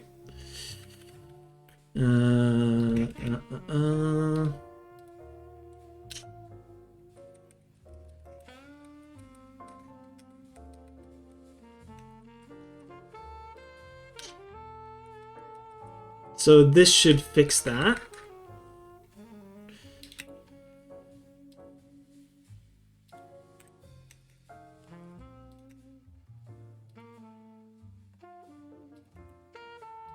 No, you were correct there. There. That looks pretty. So this should make it pass, right? Oh, you are now 48. Awesome. But operator list token coverage is still failing. You're supposed to be empty, but you are not. What did we not get? There's one left. Cool. Oh, because we have it twice. We have a duplicate in our list. No, wrong. This is great. Testing actually works. Holy crap. Right? Oop.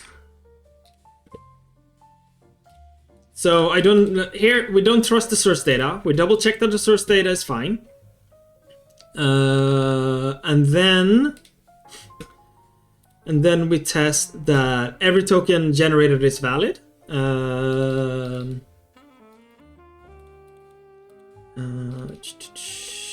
And they all are. And then we double check the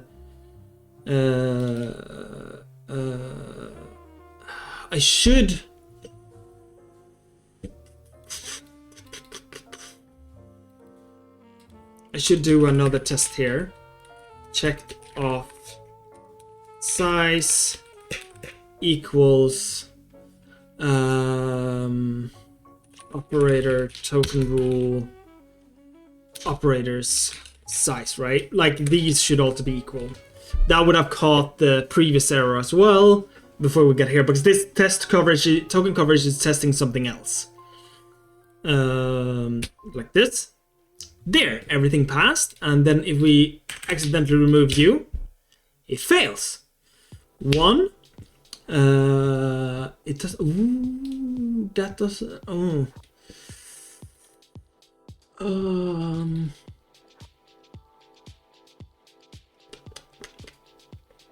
No, that will be caught by this one. So I think, yeah, this is good enough. And then I have here, this will go, if not empty, then not all operators are covered.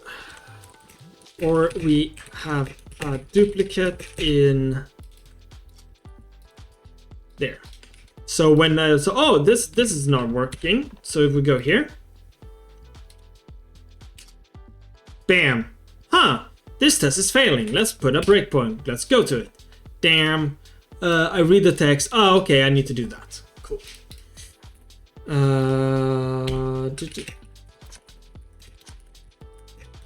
Wrote tests to verify operator token rule behaves as expected.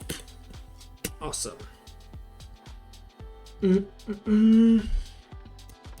And now we have names. How do I...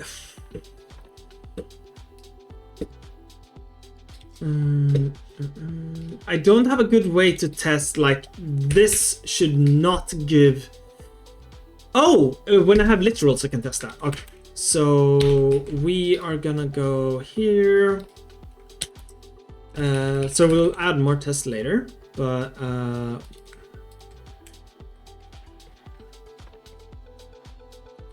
this would be identifier token.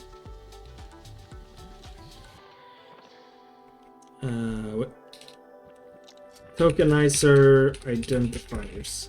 There. We'll call this like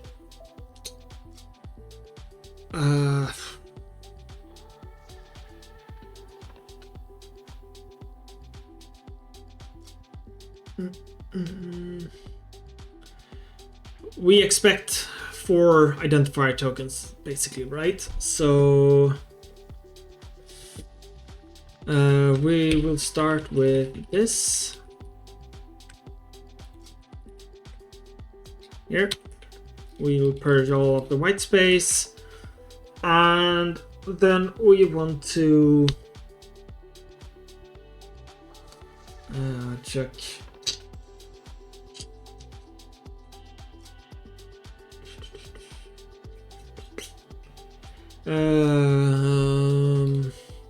we're done with you, we're doing you. So 1, 2, 3, 4.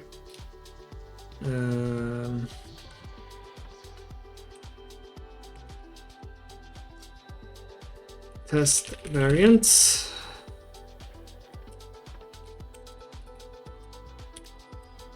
Check different variations of names work.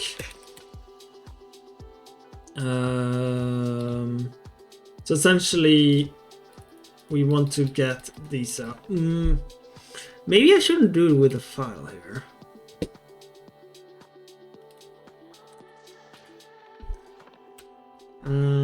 I could also just do it manually.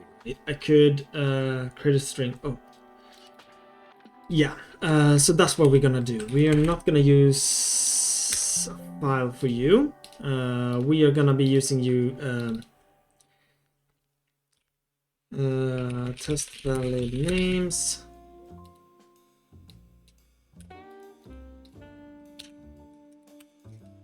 So we can create a token type here. Include token rule. Sorry, I bumped the microphone. Identifier token rule. Identifier token rule. Rule. Shouldn't have to do anything else. Nope. And then we do test valid names here.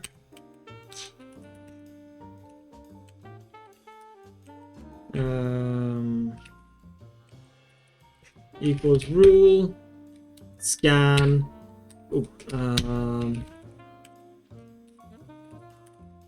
What we can do is standard vector instant then string valid names.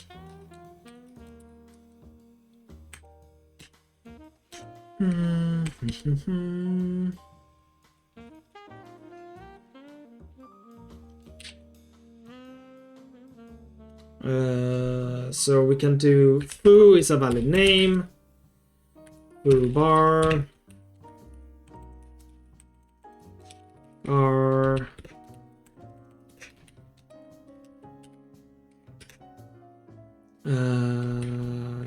foo bar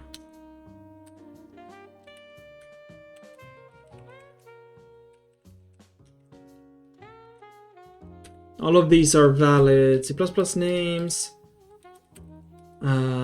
So we can do it like that, and then we bool all valid equals true for out to valid name valid names.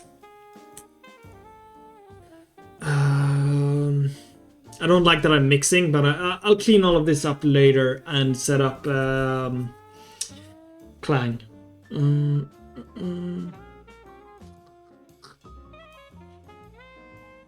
But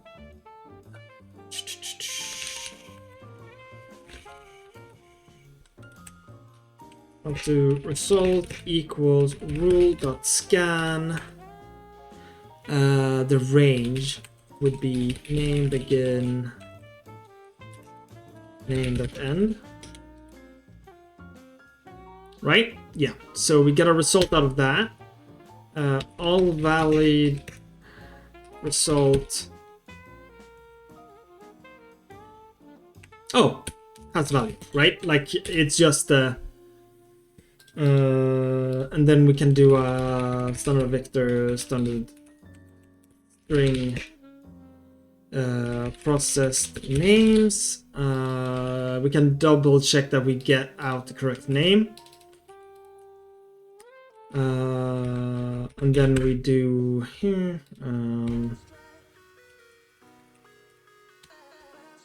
process names, pushback. Like we're not making a token here, we don't need to. But we can do like result payload iterator, right? So it would be string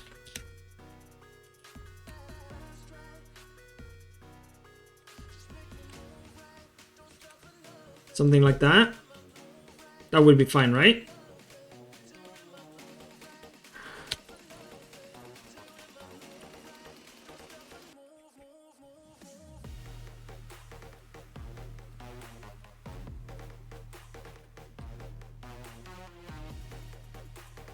Should be something like this, but I'm doing something wrong. So we do payload like that. Okay, what are you complaining about? So we get you. Can we do like C begin, C end? That should be fine.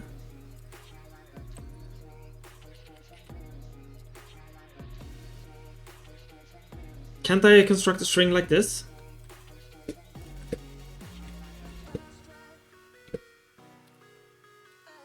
Let's do here. Basic string. Constructor. Oh god. Can take another string, but it should be able to do iterators, right? There. Input IT first, input IT last, right? And so we get like an iterator here. And then we take an iterator. Yeah, it returns a range iterator, which you are. I mean, it's the same type. That's why it says it like that. But why can't I...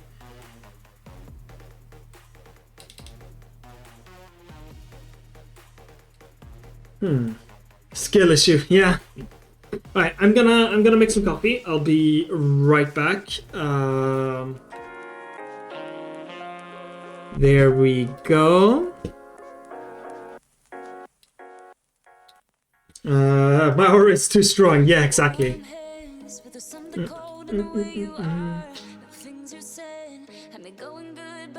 I'm not sure. I'm not sure why this doesn't work. It should be work, right? Because we, yeah.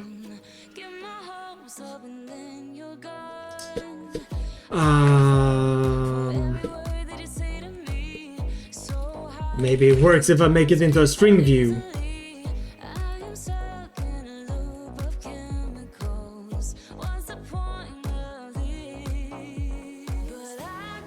Because essentially I want to make sure that these are equal, right? And then I'm gonna look through and make sure everything's fine.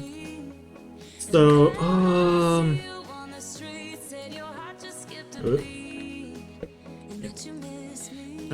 make converting string iterator to standard string. There we go. Use instead one.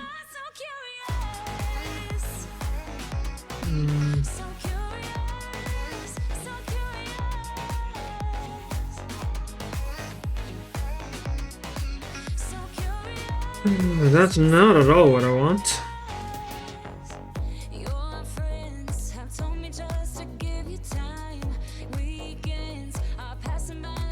Yeah, like what I see others do, right, is they do string, they do, so we do name, C begin, and then name, C begin plus 1. Will that work? Yeah, that will work. And if we then do result payload iterator, yeah, because you're not the string iterator, are you? You are. No, you are. You're a standard string const iterator. Does he maybe not?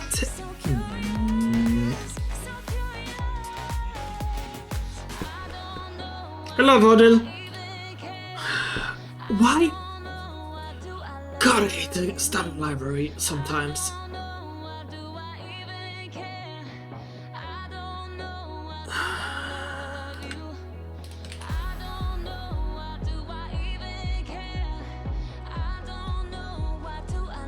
Okay, so what I could do... this is gonna be ugly as hell.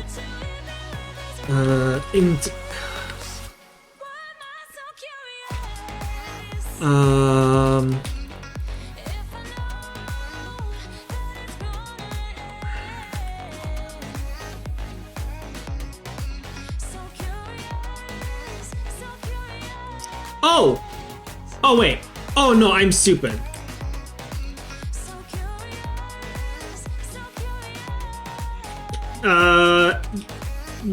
One thing is it should allow me to do that, but also this is already pointing to where I want it to cut out. This should give me the correct name, and in the end, process names and valid names should be identical at the end of this, right? So what we can do is require all valid. All of the results were valid, and we can check if result. We only do this if. No, actually, for easier readability, we are gonna do continue. There, then we do require valid names equals processed names. How's the transpiling going? Pretty good. We're writing tests for the tokenizer. So far I've got on with the tokenizer. Making sure that everything's worked. Next thing is literals.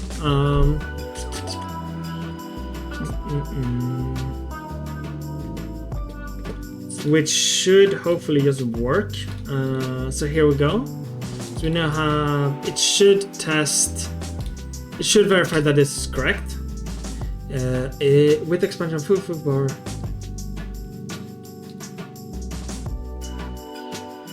Oh, if you are not, yeah, okay, that's one. If we don't get a valid result, we continue. Then we don't do the rest of the test. Operator list is not empty. What?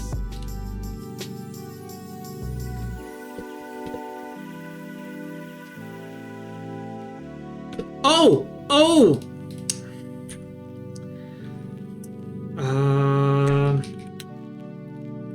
It removed you. God damn it. There, now you're empty. Good. That's why you have tests.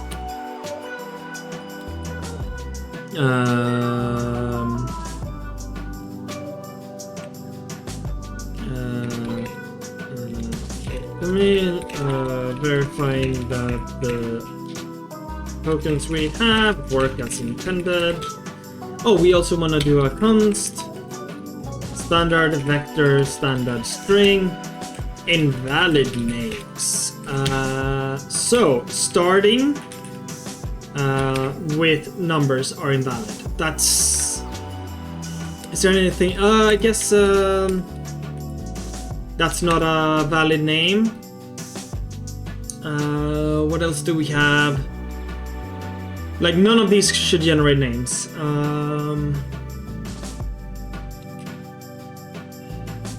What else could we test? I guess this is fine for now. Literally just doing the same thing. Test invalid. Check that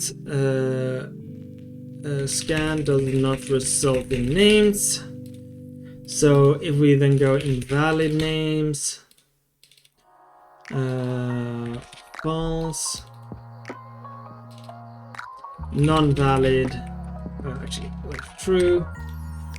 So we are gonna scan these. This will just do a little bit simpler. So we need this to be false. Like none of these are allowed to be valid. And since like no name should actually come out, there's nothing for us to scan. Like this should always be false.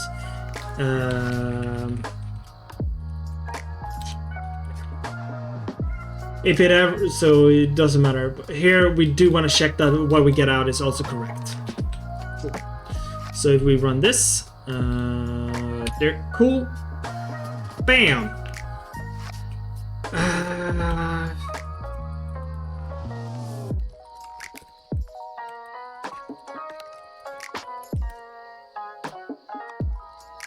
Later, we are gonna have to check towards keywords as well. That's a future problem. For now, if we go back to, let's see here.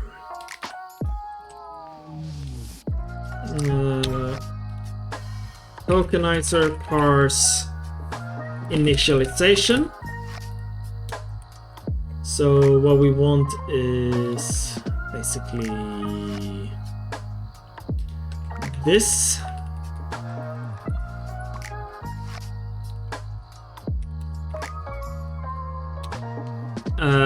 So now we parse initialization, we get some tokens out. Essentially, we want to get the full source here without any errors. I kind of want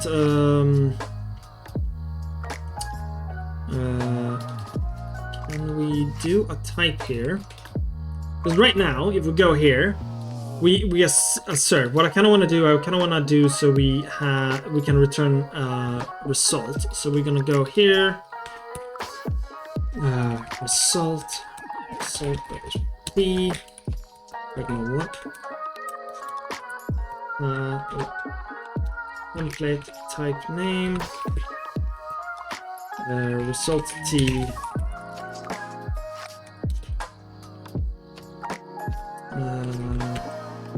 Like this. Actually, can't I just do using result template type name result t equals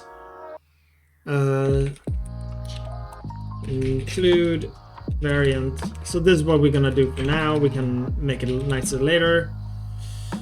Variant. We have a struct error.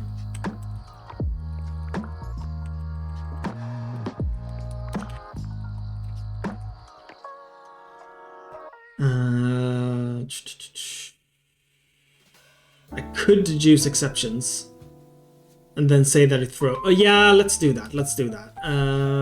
I do like this kind of way to do it, but I think for now we'll just throw an exception instead. I am gonna make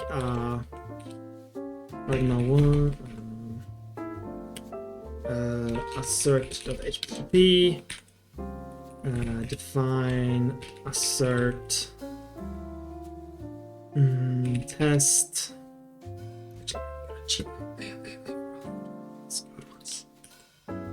No. Move you away. And we go here to game engine. Search.http.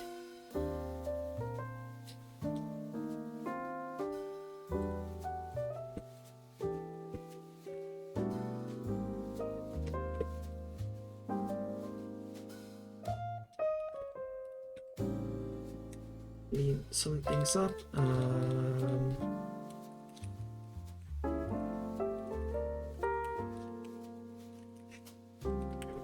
Class.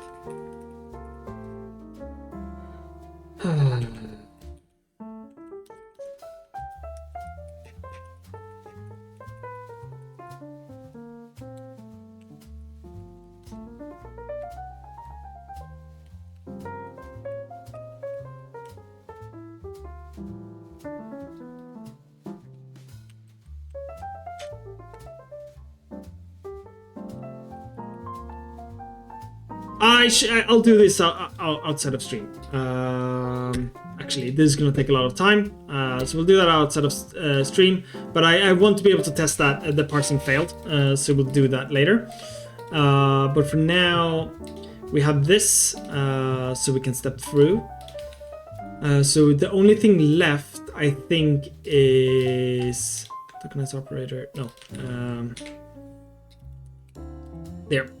The only thing left. No, not the identifiers. Tokenize initialization. Right?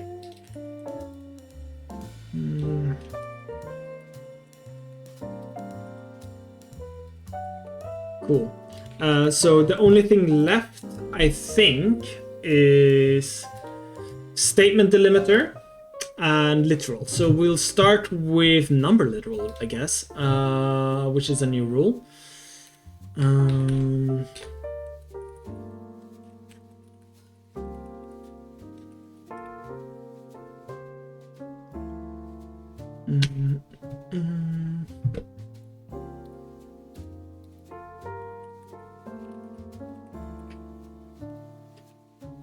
No, token rule, integer literal rule,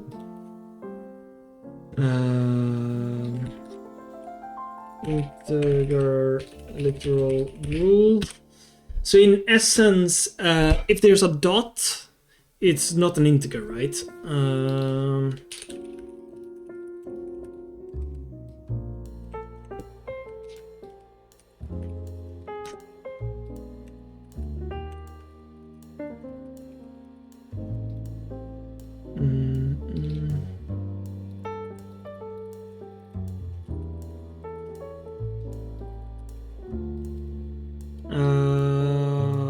Yeah, so, oh, actually, let's get those back. I shouldn't have removed them. So in essence, we want to double check that we don't have a stock character, we only have valid character. So we'll do this. And it has to be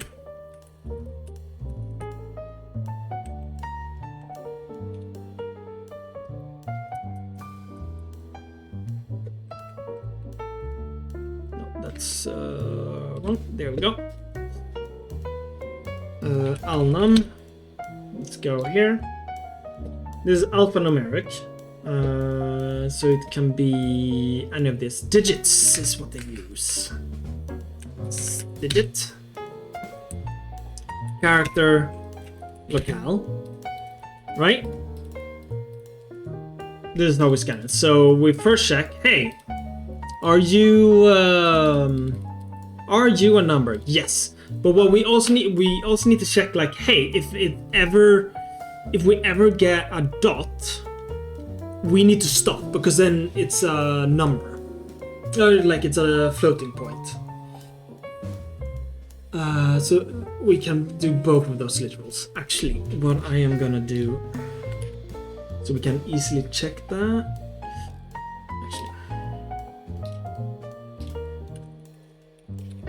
We are gonna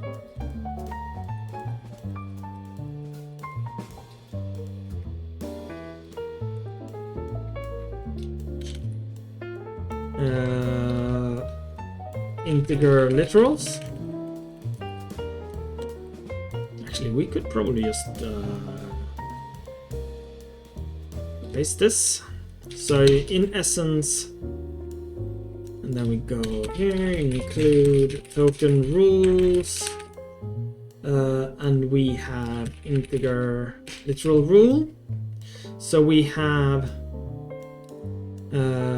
valid strings, invalid strings. So we have 1, 2, 3, 4, 5, 6.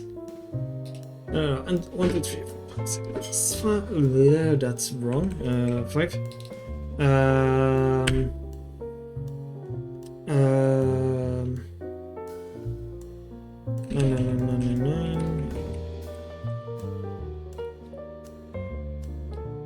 And I'm just gonna mash. Remove you. There. So all of these are valid. Foo 1, 2, 3, 4, 5 is not valid. Neither is 1, 2, 3 dot o. Right? This is not an integer.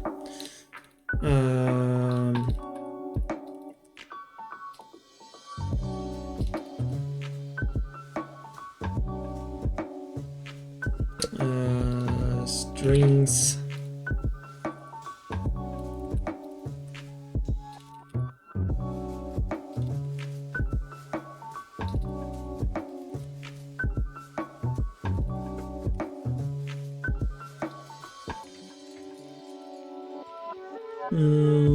And then we have the rule, and we add integer literal rule. So this should fail, right? Because we're not doing things correctly right now. But we can start. Remove U. So for now, we just check is digit. If it is, we do this.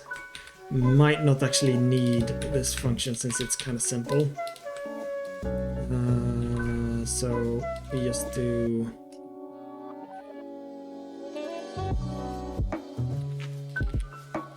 And we need to do a little bit more complicated logic here. So I'm gonna do this like that, and then we're gonna run, and it's gonna fail, right? Bam, yes, required non-valid. So it failed on the invalid names, right? Because it will find this one, I'm pretty sure. So if we look here, because in essence, oh right, and if we have 1, 2, 3 and then foo, I don't think that should be valid either, right? But here that is not valid. Null opt, yeah. So it skips. You are still true. And then here, it does find it. This is just reads wrong. And yeah. What I also think, yeah, I don't think. In essence, for it, if it is alphanumeric, right? So because I think this should be wrong as well, right? So if we do 1, 2, 3, foo, this should also fail. That is also an invalid string. And the best way to do that is that we will scan for every alphanumeric.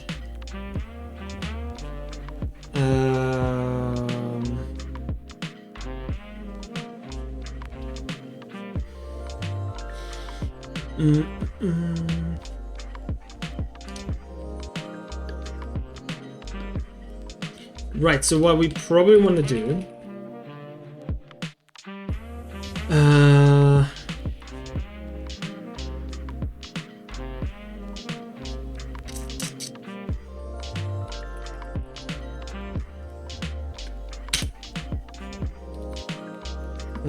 we might want to move this out, right? So this is like a identify. So we want to double check that things are not wrong.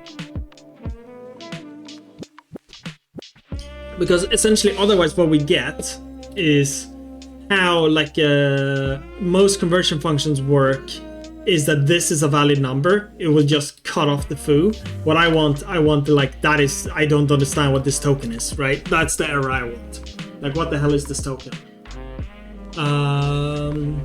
Eventually, right? When we have proper error handling, which I'll do off stream.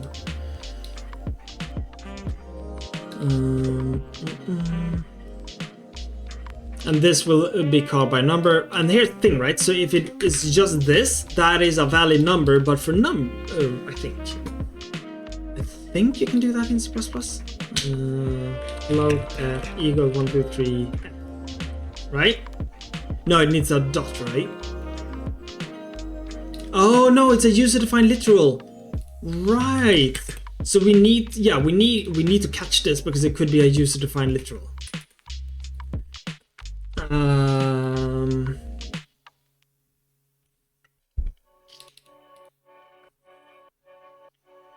So in essence, we need to scan for what are the valid delimiters for us. It's like comma. Yeah, okay. Yeah, we need to test that as well, right? So we have 1, 2, 3, comma, foo. That's valid. We'll get 1, 2, 3 out. It won't give us foo, so I need to redo this test. What else do we have? We have 1, 2, 3.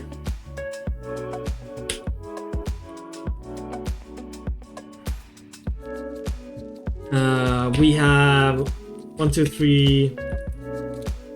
We have space.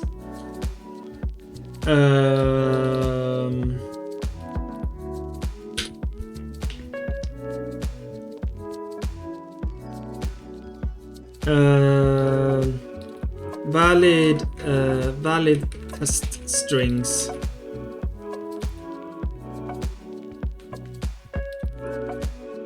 And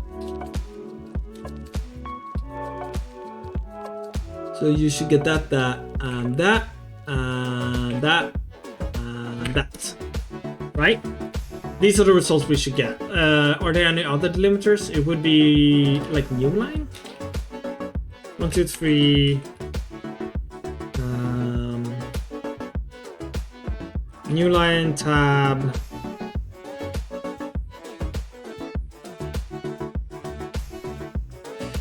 Yeah, I guess that works. And that should also just give us 1, 2, 3. Right?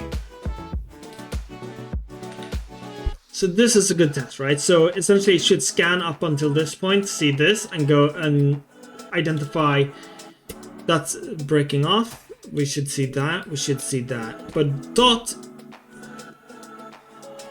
like here, it should say I am not a string. Or no, rather, I am not integer, because it's going to be a floating point. I think this covers most test cases, right? And like if we do, I think we're gonna fail a lot more now. No, still just non-valid. Right, but so while yeah, right, because it's only going literally digits. And then it's failing on this one. But if if the letters are attached to it, it should go like bleh. I don't understand this.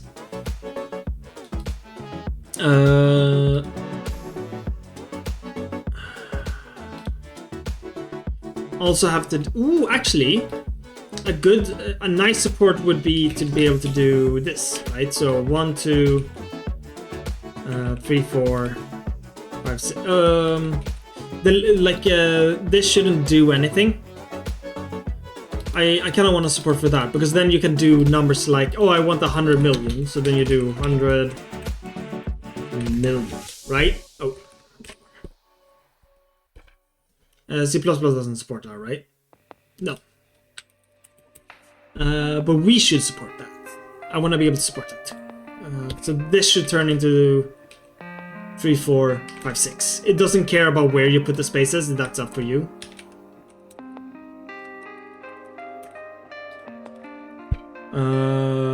That's a good case. And this we should fail.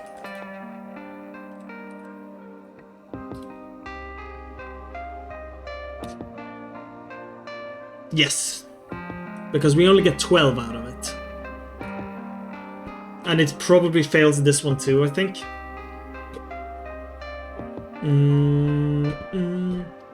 So, let's start with... Well, this is fine. Essentially, I want to check for dot and alphanumeric. To scan. And standard is digit.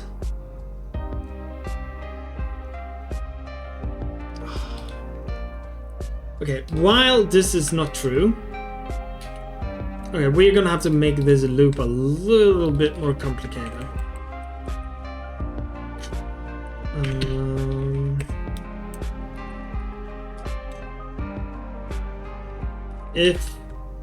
If you are not a digit, we break, because then we're probably done. Let's double check that this still works. Oh, too many.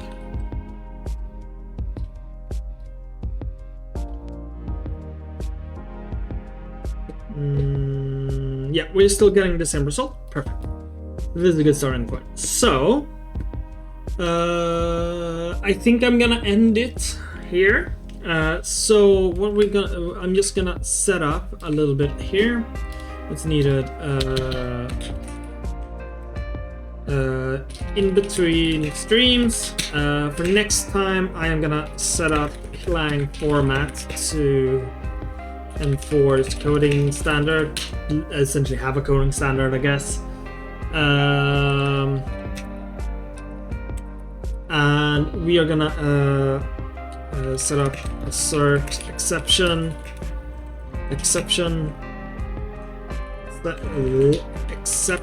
so we can test against throws.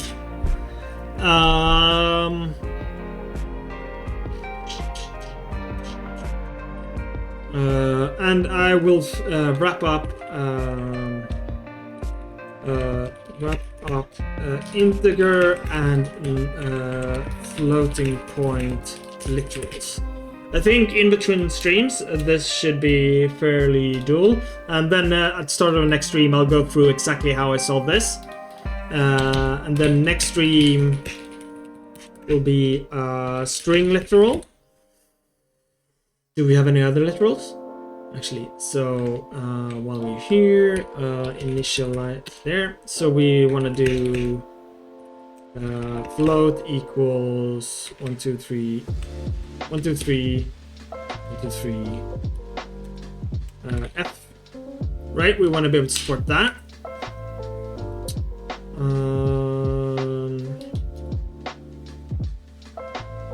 What else do we have? We have standard string. Right, we need the delimiter as well. Statement delimiter. What literals exist in C++? I feel like true and false. True equals true. Actually, we should be able to do this because we have operators. We should be able to do that out of the box. It won't understand what the hell this means, but it should be able to do it.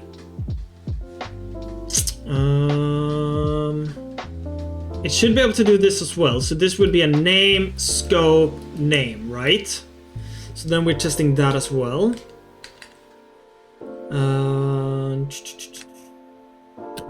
Boolean literal. Just here, literals. Which literals do we have? None. Expressions. We have character literal. Oh, character literals.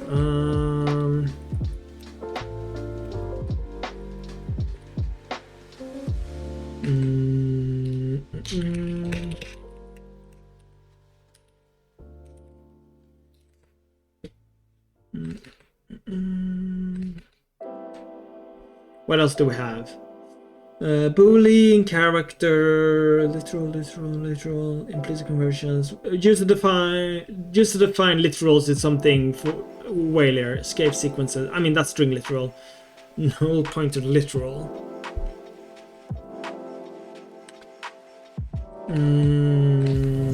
Yeah, I think, yeah. Let's add you. User defined. There. I think for next stream, that's pretty good. That should put us in a pretty good spot, right? So I'll do all of this boring stuff, and I'll probably, depending on how long time, I'll probably do this as well. And yeah. That should be a pretty good start. And if you missed the first part, you can see it on YouTube. And if you're on YouTube right now, wait. There. Where am I? There. And if you're on YouTube, remember to subscribe. That was so bad. Alright. Thank you for watching.